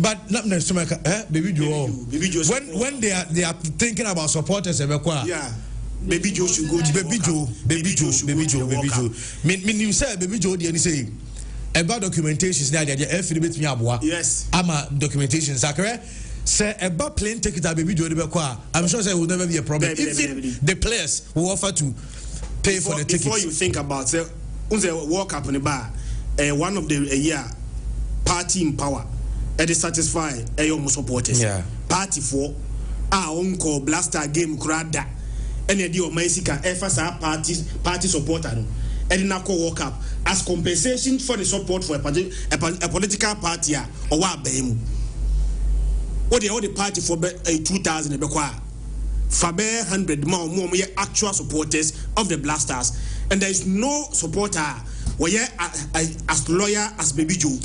It is a Blaster one supporter pay, and then it should be Baby Joe. Baby Joe. Only need Honma, never say I'm more China Ghana, Boboa. What's your Baby Joe, Nedin Commander, Nana Monova, both are moving Kono Passo and say, Miakrama Class, Agro. The next minute to be who know Wakra. Yeah. And Baby Joe said, "You was your brepa ket. We now need Dias and Yasa and Marinko, yeah, Dias and where you don't want to know. Baby Joe, dear. Every 4 Mokota, yes. aban so no quarter baby jo dey efi no quarter omo fa baby jo say aban mu o bia so omo baby jo into that quarter sense and for benya quarter na quarter me bisa wasem I say they want me nim dey na obi ka say musa say set draw near 5th December. Yes. Na ewe draw na Ghana Cobon match or Mexico amunya na unim ye fi na ko fast ni prayers ye kwa you say mopa and alpha command the morning so where we see command the morning omunyina unim prayer point you can Mexico if Canada if US if Canada US okay me no atrase ni komo ewo midima fa so doctor na what the time NSI area no ba cho me say what chinchini ama concussions anomdro one minister o ha no enkwa emfa wonsan hye wo de refe unyanko ba bia wa yare sa bepi eno ena o so yi waso na wutie sa nkomo wi entiwe I was for Midima for Herbal Hospital, Dr. Time Dasso. And so any matna say here bo apomode hon komo any e kan so supporters ni players will be a woko bia no kra hia ho de amapa. You say ye di asa no ohonye dia utibi sebi oda form kra na uti go na na keka wasumi so mu wa na eniji aba park so obi a jubilate ti Midima for se men kan cho se pa pomode amapa eho eden na fatna se de beboa wo me ye kwa wakobi na ye baso a wababi nti Midima for say yari ni yari fo udima for any Midima for Herbal Hospital Dr. Time Dasso Brian fa time ni bi ento ya de so no na de bre ne na eye adwuma e wona so ye ho o se nyare wanyina eye ntatia case nti abusuafo entina ma ntatia case nyare enku Midima for se wadaroma eye crusade kese a oye o se ayaresa crusade ma yenka yensi so biem kancho so obi a crusade aye enkwaje salvation ni nyina ka ho bi bada pomdini so ni bia ye ka asem na enko wasum nti ayaresa crusade no 22nd October ya pacho eye ukuada we na awotwe wasesa ni kuku nkaka one na hospital ni obetu kumasi de endo senso obetu akra de no ye dikosi takwa one ne nurses any ni junior doctors ho ene ye de apomuden ho nsem no ekro akomo obi bia e wotakwa ene ne mpota mu nkro nketoa wo mo hwe mo hye corners ne mantwa so bia no obia emfa nani enchire takwa 22nd October ya na doctor emfa apomuden anase ayaresa crusade no emfa mbreo e wo ho no Midima for se kai ba emfa ma etiefo ne adofo no dofo bi wo ho no ato ne nkra so wonye krado na doctor ankasa ebeba ho no mu bi Midima for se yen kanche se entna se enhuna mane ema nyarewa no entete wo ensofi usa ema wonye mre ntofo mo abra zanko apomuden ho we yare sem no e wo fomo a ka betimi atena se adu nkwa na me Midima for say wadaroma entatia case ye infections bia no fa bedan ye gonorrhea na etete wo chlamydia candidiasis na ajoba aboso ama enioma entimi nkoye meme ba no mokosa fabra Midima for gonorrhea so na be ma wakote no ayase ya uyasa bi nso firi ba bi mo ba ba bi show those kind of things na ye irritating wo na say ade bia ka adwe na wodo na pempempem wo Midima for semen kancho say fabra your professional lab technicians ye hwe ni paduanim ye hweboja ni ma na yade de aso ano edi ama ye Midima for sisi ade kwankro endra na mo sister station America na say no de bono park isu enkofo jubilate ni de 9 na ebo na duty head bi na wodo nse kwachi bi na eje fa wo na jese no ano no na ne ebo ne dem ne de eye fall again ye de bo na sisie no na ebo ade ne kese nti so sisire sa na da honom ne from match no na so ntime mba bo so ho ya hi wo yo ba obembo na jesa aye bibia ho because na sen so to efom aye nwunu ye dem aye de na nko e ba na osisi ne eda ho sa jesa wo be ha dwene nti Midima for se men ka cho se for sisi ya de ho nsam e be dan Midima for Herbal Hospital time ne 30 good minutes me aduasa wo se wachi akra betin because sisi ya de nti obi time chia both and a puma kutana na enipeduana balance one share for more chain and so make us say no brebi a chamu no gina ho upright at me say nipa gina ho medima for say e mouse sine ngena ho saa se da bia asetena mu juma edi asisi ni di no e de haw ne amane bi esan beka ho bi de ya betena so a fabra medima for Herbal Hospital was say ekro wo yefunu mo obo ano onsuno mu broni ato ni din say friend stomach ulcer eteteo aso obo ano saa no bon say ase aso mfin wachi kase no na da bia no wo 99 nam dan ho fi say de ye wo nya asam keto medima for say eno so kantatia case no wotu wo kokko asori bra bi de kokko no bi be say apempam anwenwene wotu ama ye ho hwenye ye medima for say fabra malaria netel so anemia mojare ya de tel so abrosan ye te so kase wa pa o ba ofra na ate so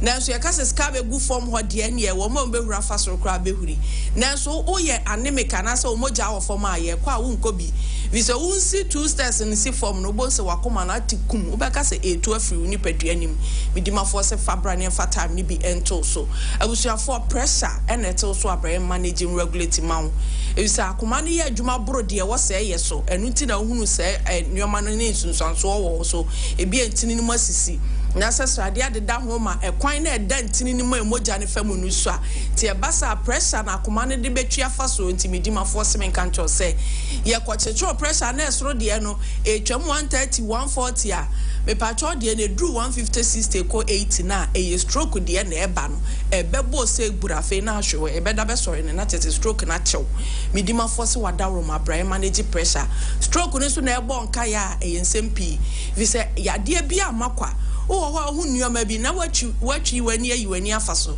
e de how bebrel enti wo ho na nse wonko anu nipadua ne taa agene titiri ye wo so dodo onsa na epoapoa onan na etwetwen wo se umse wakoma age ohwim wo ho otiri mu ntiri ne adwen no beka se emu hyehyɛ na wanim dua no timo a mepacho sorry komidimafo Herbal Hospital Dr. Time da so na yehwe stroke nyodua no ma wo infections woni no mpem na nintimi hunu bankasa ni mo we na nkasa isisi ni chepe ni jonko tim se nyoma nhyɛ da nkoye wo ya hono medima force sorry bra if say osteoporosis and osteoarthritis a doctor say men kan cho say eno so kantatia case ne ho afei wa wo ye diabetic and so wo asitwe yade e che say o pancreas na wo so ye insulin na e manage glucose level na we ni padua anim no o de no timache aba ho na say problem bi aba ho enti entumi nye sa adwuma no eba sa na sugar na eye end product glucose na ni control nti ekọ bloodstream mu no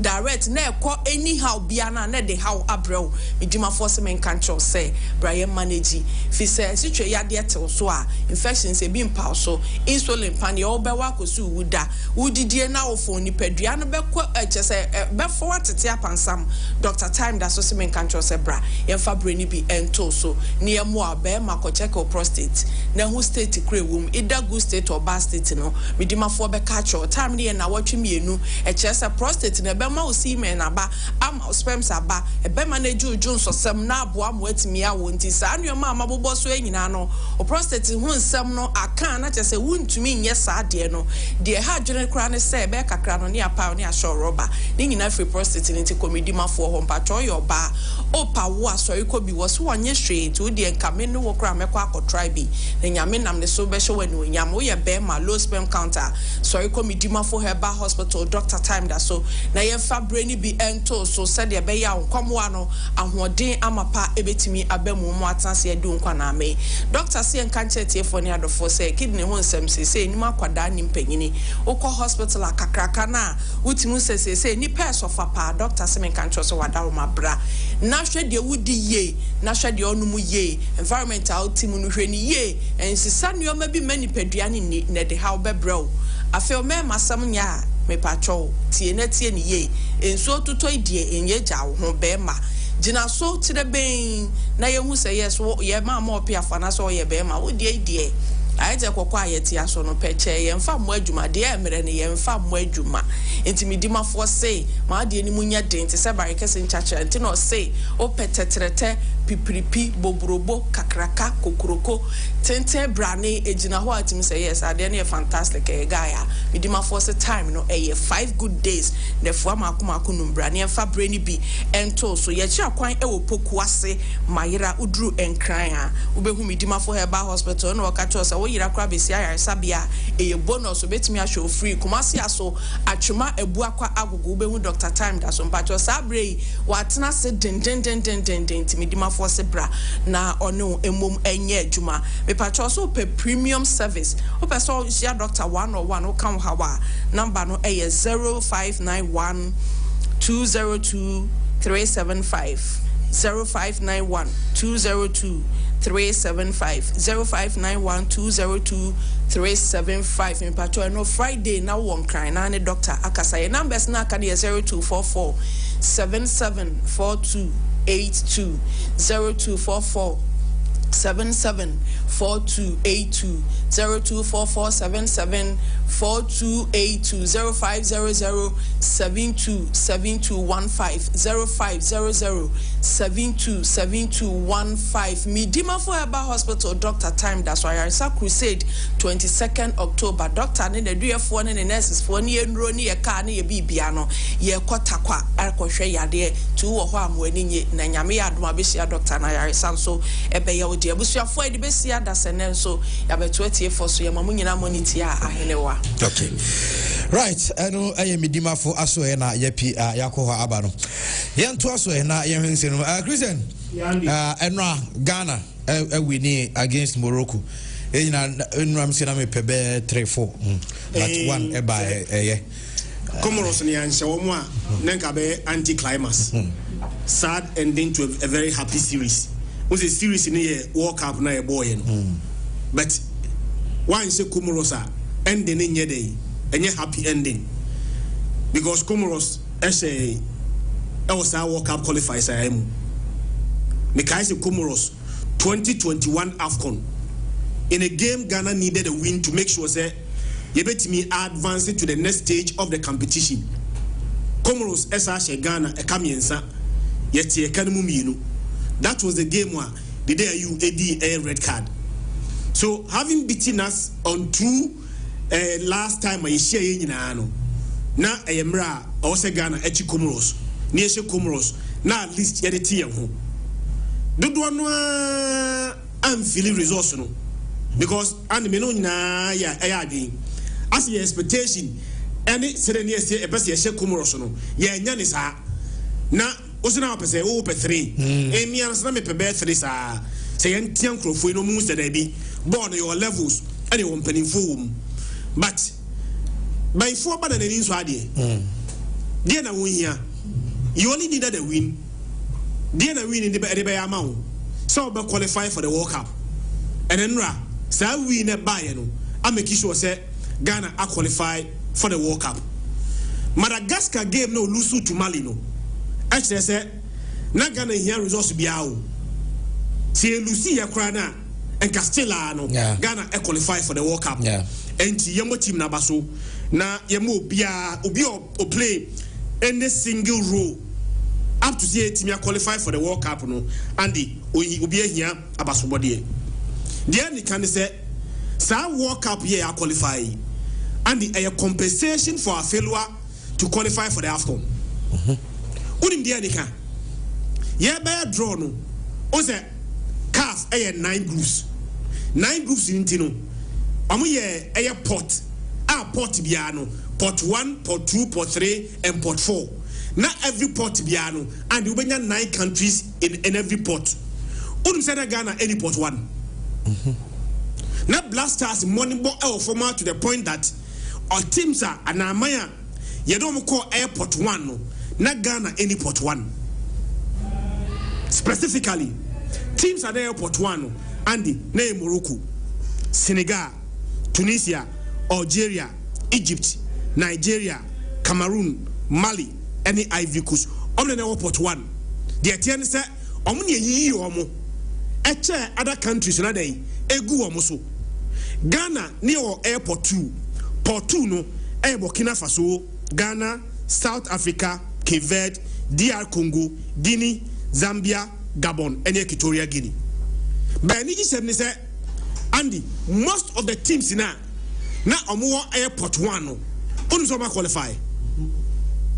Morocco, no more port 1. Morocco qualify. Senegal, no port 1. There's a likelihood that Senegal will qualify. Because Senegal, game and night, day man no. Way to DRC now. Or say DRC 3-2 no. Senegal next game AFA. Say Senegal win our game now. They are going to the Air World Cup. Tunisia port 1 will qualify. Algeria port 1 and will qualify. Egypt port 1 will qualify. Country Mienua more port 1. I shall qualify no. Nigeria no port 1. Nigeria, despite being in port 1, Nigeria may not qualify. And Mali no port 1. But Mali now on no port 1 now. Yeah, didn't cause so I was in group no. Andy, yes, Mali home and away. Yeah. So Mali in port 1 and qualify. And Ivory Coast.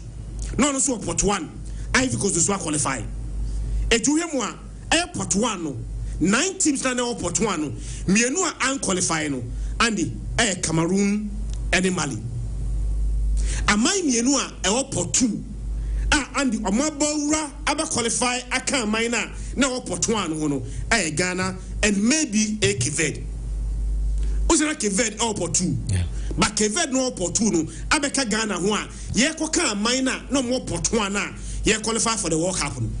That be America. When you want to qualify for the World Cup now, certain games and ensure whether you qualify or not. Yeah. Ye ko 2006 World Cup no. Unim game my Ghana for nya did me qualify. Ye need South Africa or FNB Stadium. The question mu 2-0 no. Sa 2-0 win no. And the Ghana for nya ni jide say maybe for the first time Ghana will be able to qualify for the World Cup. Ye bo World Cup qualify we no. Yan start you Andy. Sama for refia. Ghana first game was against Madagascar. Oh, Kroma say 90 plus 6 minutes. And Inaki, and the winning goal. Yeah, bre, sir. I think that was Inaki's first goal for the Blasters. I will say go anywhere. No, I say go number, very, very late into the game. 90 plus 6. And Inaki now go and the Blasters of Ghana. Then our second game was an away game to what? Comoros. First game we struggled to win. Second game was an away game to Comoros. And the Comoros Eshe Kabakwa Yentimianti. Sa period no, na Ghana ebo AFCON qualifier. Na ya toto papa so. Eti ebo first 2 games we no. A lot of people thought that Ghana may not qualify because AFCON qualifiers no, ya bre. And a World Cup no, 2 games, ya wini bako ya kolusu. Ni nyina so no, ya struggle. Unim game ensure that Ghana will be back on the qualifying track. Our third game against Mali or Bamako. Sa game no. Mali for share Ghana 1. Mekai say 40 plus 5 minutes. Ye be first half na no. And Mali share in first goal. Mali share in first goal no. And the omne bobo ni nyina. Mali were playing so well. And was share 1. And they call second half. Ye call second half ni buy no. And Nesuniama 58 minutes and or taker. Ye did dimsa and me sure say sa game near board draw and can be very happy say you now draw against Mali Bamako. But sa game no 90 plus 4 minutes and a Jordan and you said the winning goal the mine. Sa game na say Mali e wa away no. And a man do who said they be say I hear honka krabia Ghana betimi akọ because ye group no team na e de mine no na e Mali. So you can't wait. I say Mali Kabakwa, Mali antimi anti no. The next game no, and make sure say Ghana we need 2 games at Twaso. 2 games we need Twaso no. Baku Mali 2-1 away. Our next game was a home game against Central African Republic. Even though say na convincing there, but 3 points na here no. Ghana enyae. Yes, Central African Republic kanai and the omotie kanimu miensa again. The savior for Blasters on that day, no, Jordan you. Jordan Echo share go against Mali, winning go Edmaye. Yet Central African Republic share na. Yeko first half, normally there by 2 goals to 1. No. Jordan Ebo hat-trick against Central African Republic, making sure that 3 maximum points, Ghana and Saka. So yabo mawie. The next air international break, came in 2025. Games are making and we played them in 2024. But you see, 2025, our first game was against Chad, and the Chad normally are helping boys. Obi a shady, but they're not gonna force to. They say, okay, you bought AFCON qualifiers now. You intimi shady J. Sudan could intimidate Sudan, and it what was a guarantee? Say you bet me as a Chad. Oh, Krumasi, but Ghana actually Chad. Abraham World Cup qualifiers, yes, Chad a Kanumwa and Omanti. That was Benjamin Asari and the first game for the Blasters of Ghana. Asari Ebeda Blasters goal post, Andy, about how many matches? I think 6. 6 matches, 5 clean sheets, only 1 goal conceded. That was Chad ball. Chad game Yakobo 1-1. That is the only goal since Asari Ebeda Blaster goal post, and ya conceded. And I'm very sure. So one of the changes I make here, a swaban for sure, and it's a yenya Didier, oh Benjamin Asari mu, and another goal post to the moon. And a financial testing idea. But anytime Biana, Bo Biabe cross Biana, or movie out, Abe interception, Abe for Bo Biano, every single one of them, Benjamin Asari, a passe markano. So BBNC, that's one drop a form, now one bra, Obianin Bayadu Fiase say a co walk up now. Ghana's #1 sport in the day, Asari Afa. Yabo Chad 5-0 Wieno. The next biggest game, Mayeno, I went to Madagascar, and you Madagascar, and I chase power. And you're quite away. And you consider a neutral ground, they go to Morocco, yeah. And a chain Madagascar. I saw more a Camian son, Madagascar, and Timianti. Yabo Biabaso. But one player disqualify Andy. What bre a year Jubame Pano, a party, and I think that. Ye more partying as much as Yebo A Kudus, Yebo A Jordan, Yebo even Benjamin Asari Krano, and a lot more mention than Yebo A partying. Only see a Madagascar, party 2 goals. 3 near say no, party 2, and a Kudus Edibako Kanu. The next blip, I Benyano, was an away game to Air Chad. Yes, Chad 5-0. Chad Air Shaping Boys. The expectation was that young Conquest Chad. Not games Nakano, and then less difficult for my aim. Yes, your first go against Chad. Yet it was Emma Chad ever take Kano. Emma gave me a 1-1. Andy, get the bear 1-1, no pressure by you. Our next game was a very tough game against Mali. Tano Sobekai, Kromasi, Kumasi, a Brea pa Mali Accra, yeah, and a Jiku.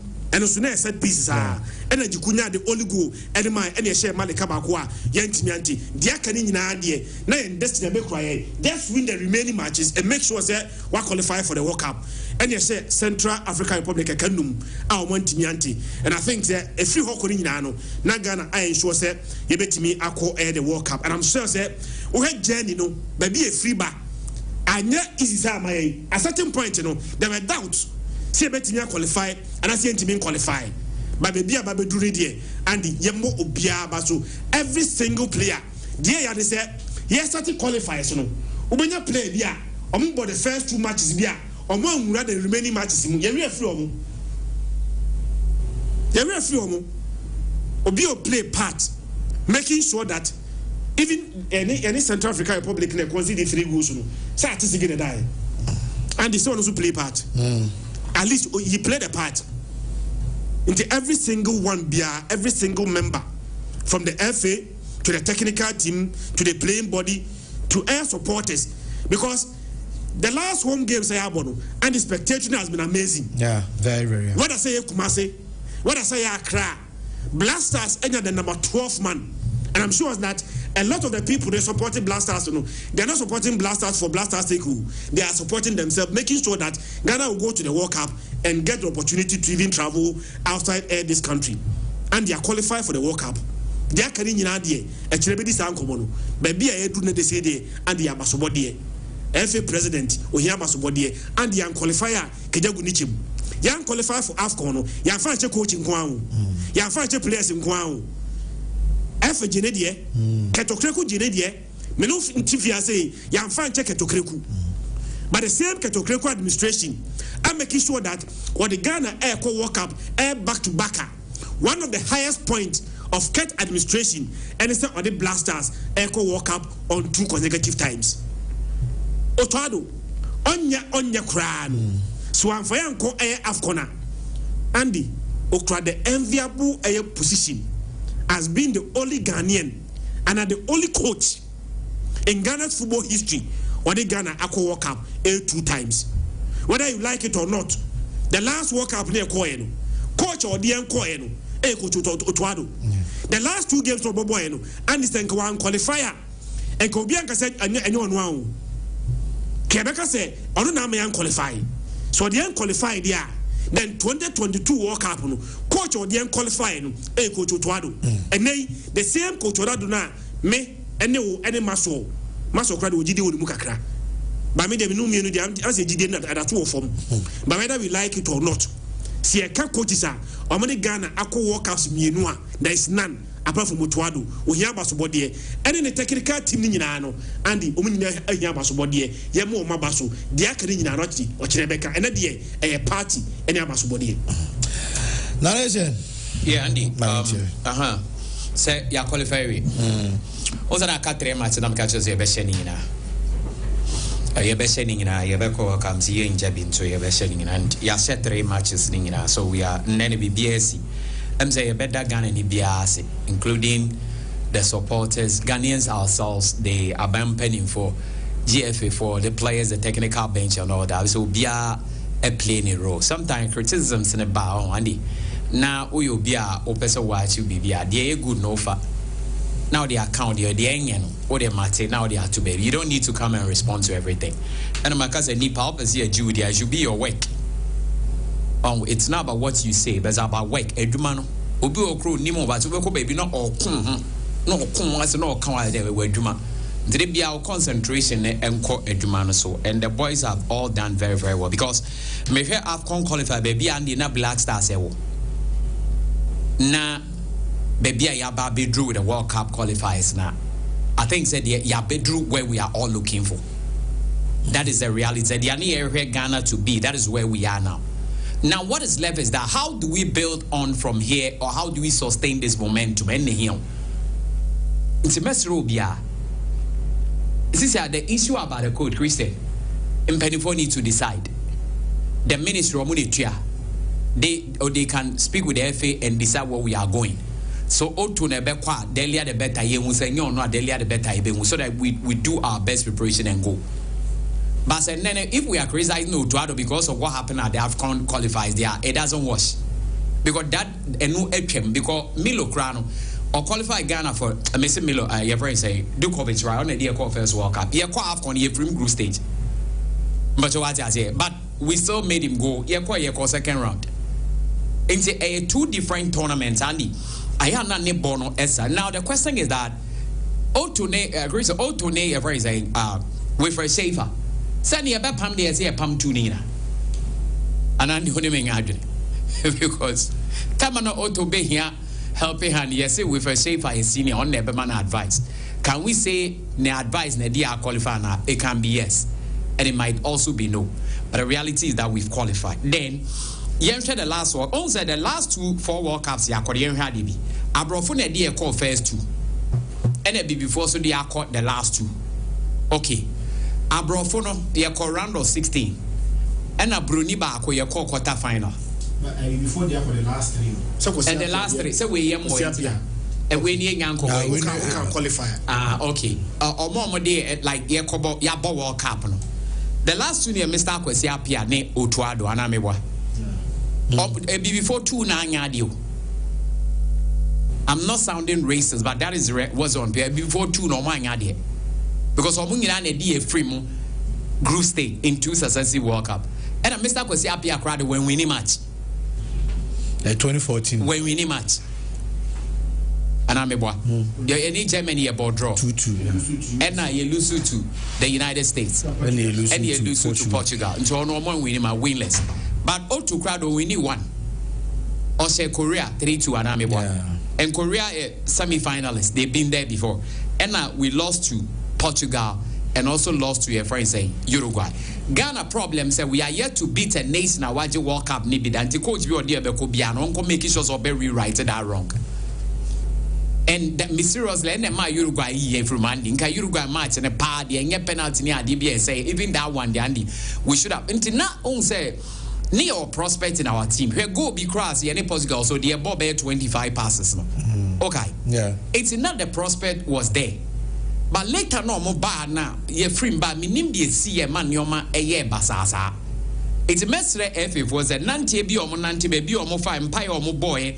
Ana nyoma incentives or more mine and nyoma modi to me di go akwan mu ye de qualify no omo nkoso nye but em ya qualify we nya ha na bet say yenimwe no yenya abotre player bi o Ghana ni o ba bi onimbo na so be bo amaya me ma so I'm not against it because we all want the best and the what must say but em we should not sideline those who qualify omo ma ye adwuma no so say because I don't get it. But we will not sideline the core of those who really worked. They need to be appreciated. And again, from the top to the bottom, there's a casa in a measured. Since the I can say walk up me it's not me and guys, excellence be congratulate the boys and the coaches, but he's done that.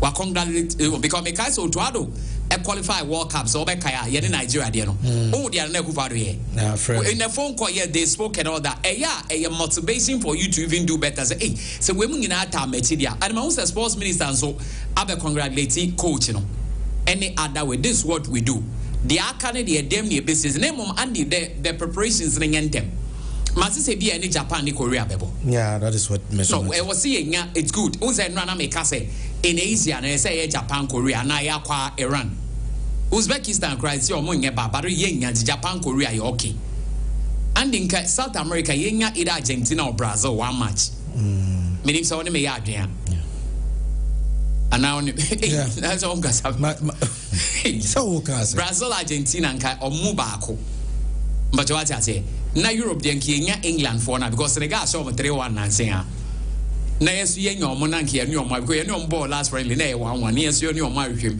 see yenya Germany so it is good to go Portugal kra na enye bad because mo say oh see yebenya Spain enye bad no ba me feel say yenya we mo ma make Gideon Mensah ne Lamine Yamal oh born here ko say Lamine nye de bia na o me England menka no am say ye ni Spain na enye Gideon Mensah ne Lamine Yamal say o ni Gideon oh we Gideon Sembelu enti nanki yenya omo nanki bia say North America so you being USA no we are not Canada so we are strong but of course yenya all those matches there me feel say these three continents yembo 1-1-1 hani em prepare very one na you make sure say because your government aka say obele any lesson from what happened there the other one their politics na players no play and this time they should be very disciplined and these boys are no say the oneness and all that you know is there the Andy yembo Keta sana so kosa bi US my the whole FA president ya Kate ni masa I trend you're the FA president Obugi on the chief of staff Michael Secretary Asana or Kate sign may I sure said the whole world the FA president Kate ni masa and yeah we go the last biso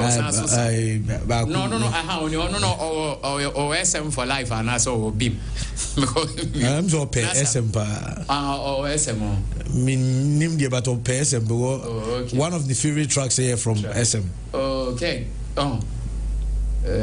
Scabby and I be video SM na na I be video yeah so making sure some the ojo be call no they but if I know said they will take care of it said this game on one a friend if the chance is there that's certainly they will take micro secretary so okay secretary okay yeah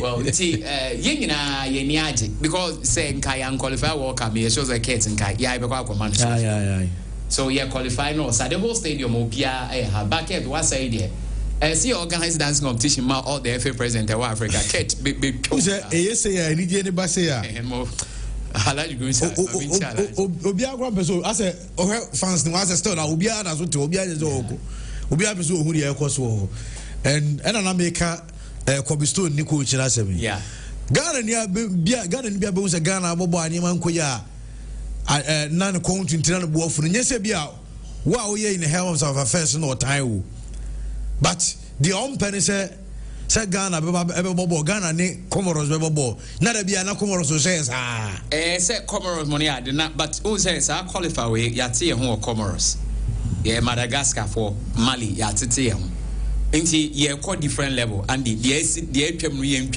I think it's a good thing. On the table, no crana. Say I know, say you. Ghana points no near team now. More Ghana, dear more. On my one mind, they be on the ball, but Bobia on the defense. And dance is handy. And for all you know, Senka Afcon here qualified team and Keva Bear of Amanga World Cup, Zabiana, and to the Yamidia Maya assume.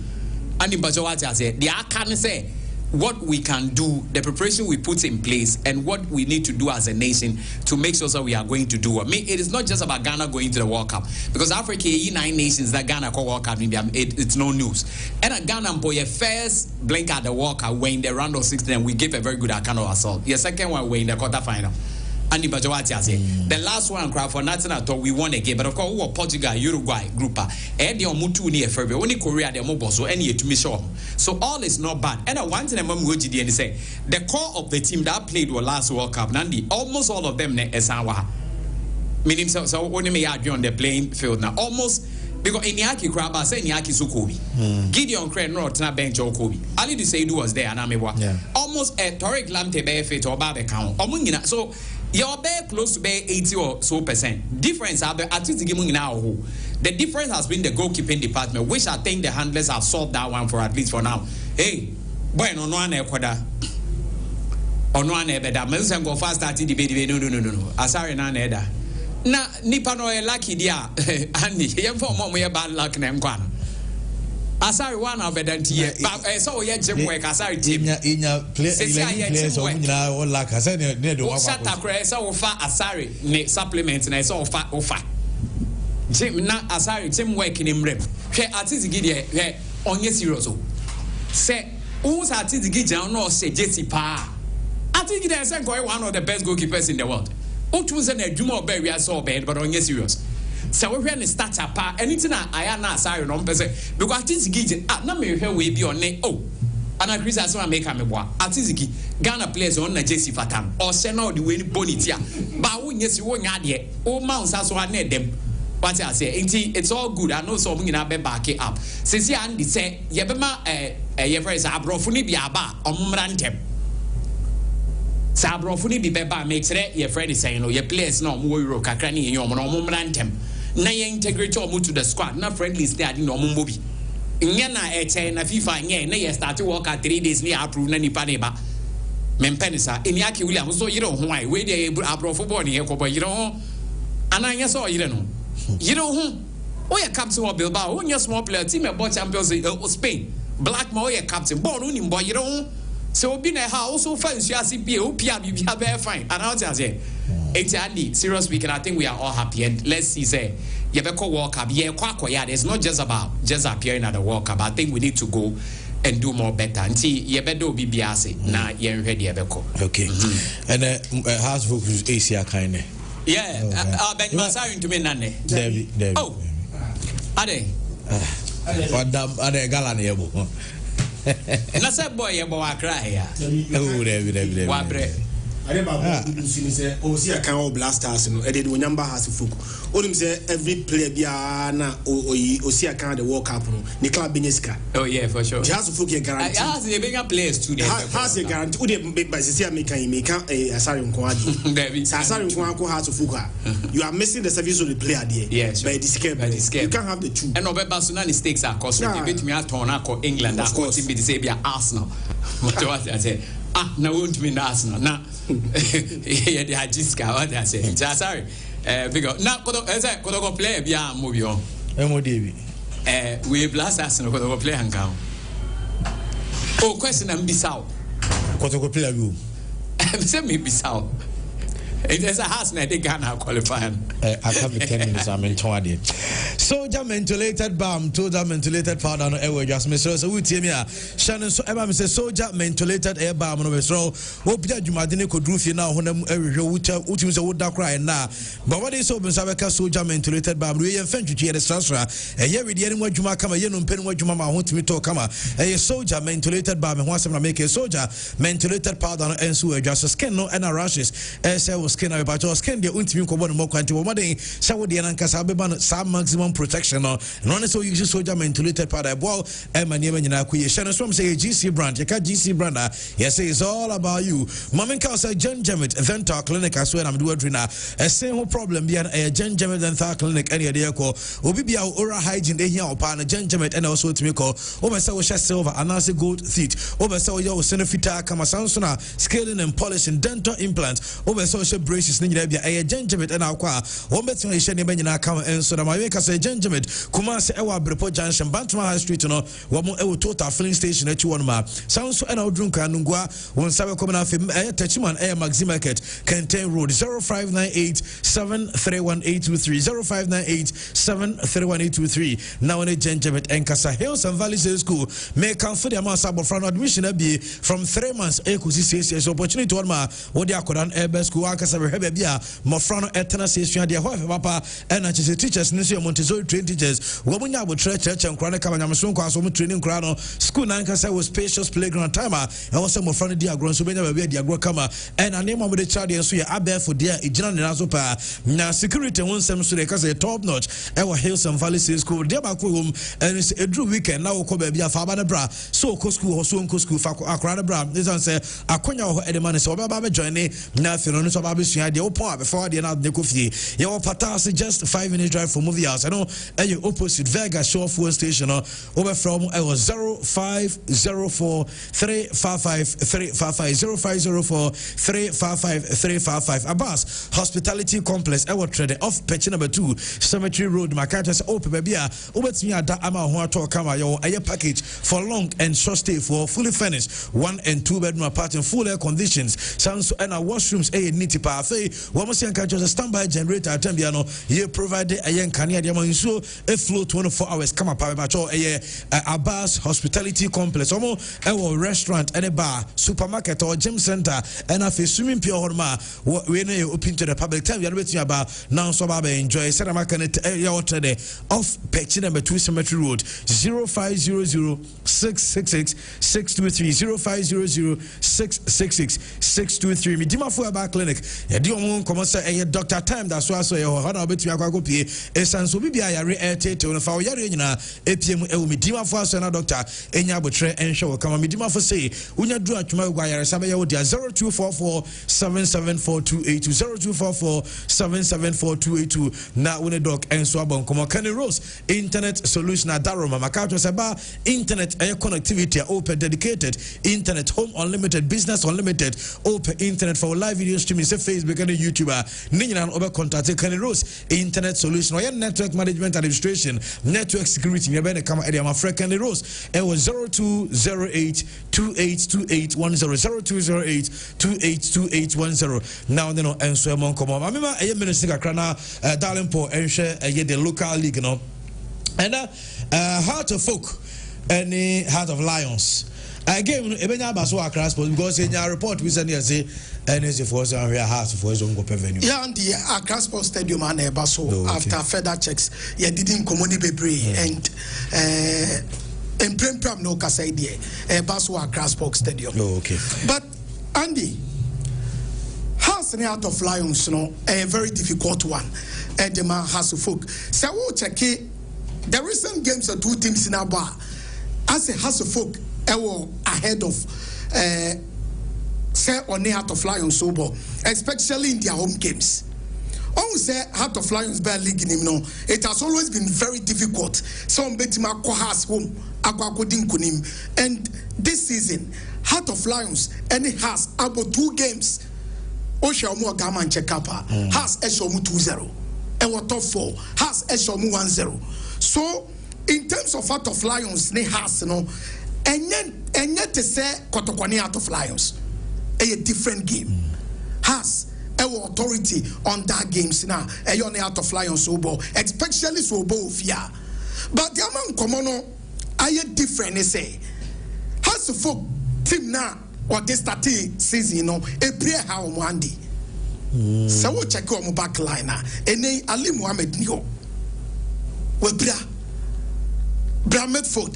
So who shall say folk Medford? Abdul Karim, Rashid, on the contract first, our Medford. In terms terms of transition from the midfield third to the final third. And Abdul Karim Nsuebra. Already has attackers, you know, Omuntimi goes dada, Andy. So Emma they say be obetima kase has a kwakorini.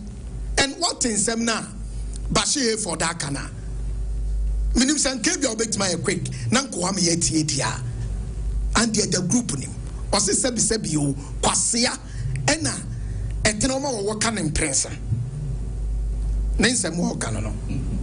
Bashir effort. And we all know, say Ghana Premier League na ya bonanti. Open one experienced coach Oma. What mean can any Bashir Hayford? Ma yenti bash semna okay. I think all those things happened during the preseason. We played the Home World Cup and then we played the Top 4, all to prepare for the season. Now the season has started, and so it is a different ball game. Now we are meeting them in the league, not a preseason or not this. And so the boys are poised. It is just one statement I've told the boys, that never allow the same snake to bite you twice. So in our case, never allow the same snake to bite you thrice. It means you are not correct. That is what I've told the boys. Coach Bass waka tell the boys they say wo wona e cow ba ko cow bi no ehwe manen cow de tosom presa okra na ze enema nkoyi correct and on has ne wo no ai has a sheno top 4 has a sheno gaman check up enti has say ba enti refer has ne wo no and waka tell the boys no so omo trauma sa wo ne sa be she na e je so omo nya correct. Let's not forget, say Coach Bashir Hayford, or no, or ye PE master, psychologically, or real boys in dream, or ye psychology. Say PE tutors no. Into a psycho, say any consumer trauma has a show. And when you talk of Heart of Lions, you talk of a very good technical team. No, sir, talking about quality of play. Almost the amount. See a Bobona, Andy. Teams are conceded goal this season. Oka Kotokoka Asufuka. Heart of Lions were conceded just one. Were conceded just one. And look at his defensive lineup now. Oh, Taki Yao Danso, Ruby Henese, and Emmanuel Aban. Noah Kabesma Kanimo left side. They are very solid. Watertight. Oh, Timmy Rem. Look at their midfield. South Point near friend Eche Dogley. Amuba Kumase so uno. They no set 3 Jesse no. It looks like say coach, you know, I'm on a free roll, or midfield, or destructive play, or number bia, or no tries to destructive more transitions, you know. Obeka about Ishmael Ado, one of the best midfielders here, currently away in league in him. Noah Kabuama Kwanza, super midfielder. They have quality. Ewo Kumase, Polate J Ply. But Tamana Polate J Wumno, that means Kakano boy in evolution, Andy. Obeka, that Liberia, captain, Makwakofanaba, Chauncey Freeman. Noaka former as a folk player. Junior. Very good players. But as a folk, at the end of the day, and yet the team now you say, didn't Dramani test that, you know, and then 2 key players every.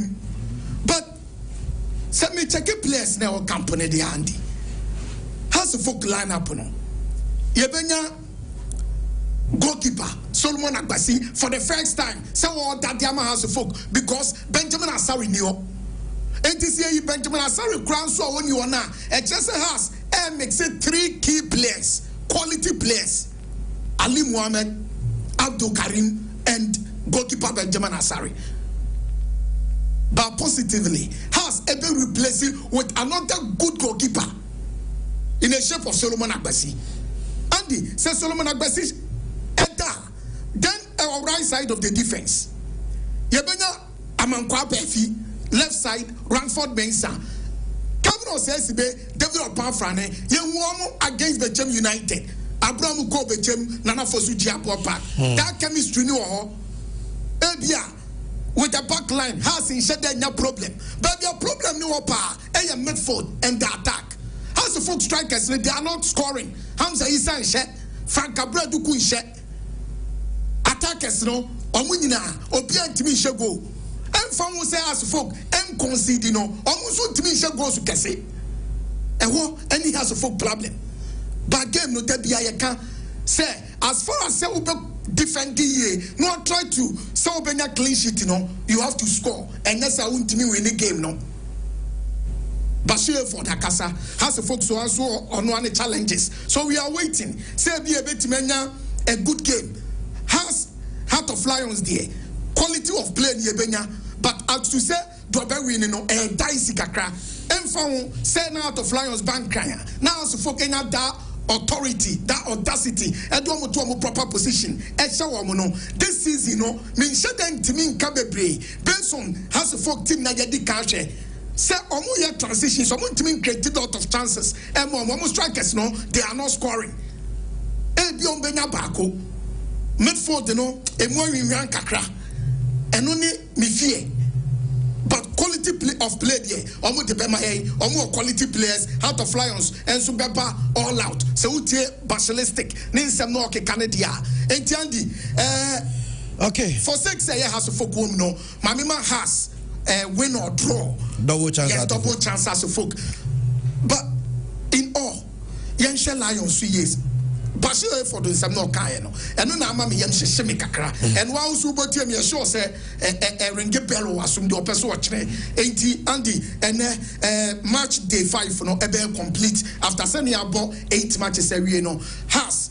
Any Heart of Lions Boria now for match day 5 no I complete. Nyankopo ya aduma try tenasia ya de kusi wa sama chinu nsemnyina ebebremo Lawson Herbal Center the Virgin Doctor akofa Lawson Herbal Mixture area but for general well-being and so be strong immune system no just onum Lawson Herbal Mixture wonso a o fight hypertension, diabetes, stroke, cholesterol level no control so low typhoid fever, join this menstrual problems and afi when you wade we drew a Lawson Herbal Mixture, Lawson Local Mixture and so about gonorrhea, syphilis, white, candidiasis. Sounds and away your banner in so we go sabi and carboni bejao. And now I think calibidon and away from stomach ulcer and how one patch of money so benom Lawson Local Mixture, Lawson Delayman capsules so meme yanama or mother pem and sweat me pijako sopa beme bia or erectile dysfunction premature ejaculation no Johnsa unshada who low sperm count or drew a Lawson Delayman a capsule herba any pharmaceutical so be biato muamutuno ever 0242-133-577 0242-133-577. Listen about product there. A whole in kind. The new STCGH Express Ultra Modern Bus Terminal Ewasafo Labor Runabout Total Filling Station on a tour and I want to have said a city yard the musity bus sell a neat drivers ya training kama Accra Kumasi Accra luggage a free Yakwata Krade ya sounds echo Tamale Afe Mamenka say modern waiting area advanced ticketing system accessibility features your event center shopping or barbering shop restaurant in atria kama bacho over fraying now just say about tickets in a reservation 0557943607 0557943607 kakeno yawa asafo labor runabout total filling station echi and in fact the tallest transport terminal ever the whole of Ghana koi na bibia enye kama enfama mena pa Royal Guest House eguso fra was a break na yensi kama esanse baby abeda ehoye kama no a enemy na pa Royal Guest House eho aye neat eho aye kama me pa cho shede so me se me na pa Royal Guest House unya duro pa treaty we say this jap rekope security won some equals rules ni say very neat ye with 2 and 3 bedroom apartment for groups am pay weekend getaway na esanse was shuttle aye be peke right from baby awo esanse just a call away. Mena Royal Guest House, Shim School Junction, baby, a Grace Hospital, where and I'll be home in a Royal Guest House. Maybe be a cost of 0543-556-666 now with him in a Royal Guest House in Incomo, maybe be a Kama and Monday and Chabish or Seba now I'll be twasso and so Eddie your bed this new as you'll see you free or maybe be a Kama young Mr. Jemfi, a happy birthday today, Mr. Jemfi. Ewo ayamokum and your birthday, happy birthday from a year King's Mission, and of course, guys from Wamokum, SCN we show a happy birthday, Mr. Jamfi.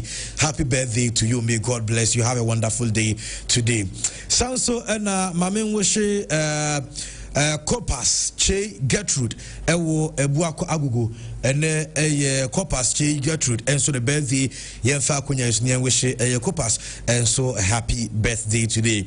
And to Evans Kofi Boache adona friend of Playboy and so wakwada so and a Playboy birthday yemwehye Evans and so a happy birthday and so na mamencha Jega of Ibiza rooftop ewo Breman Jega akwaba okoshe mwaba back na understand say Ibiza na mu close it down for some renovation works and boy nyankopa ya aduma china the next chapter the Italawa because unti Jega unso aba bedru na say chire di nti mo na Tuesdays moko Italawa na for the past 2 weeks mu nyankoye no say wo mo upgrade venue na just say won enso ya kamanti Jega my ade yemo aba so mu provide entertainment edema the people of Kumasi my identity Ibiza rooftop e Breman hono na nyankopo ya admo china almost so biem the den with the new uplifted face now with the abanti china Italawa no china Tuesday dey ye nyina be pekwan bi so ne abegina mu ka back mamencha obium Jega mamencha pa. Okay.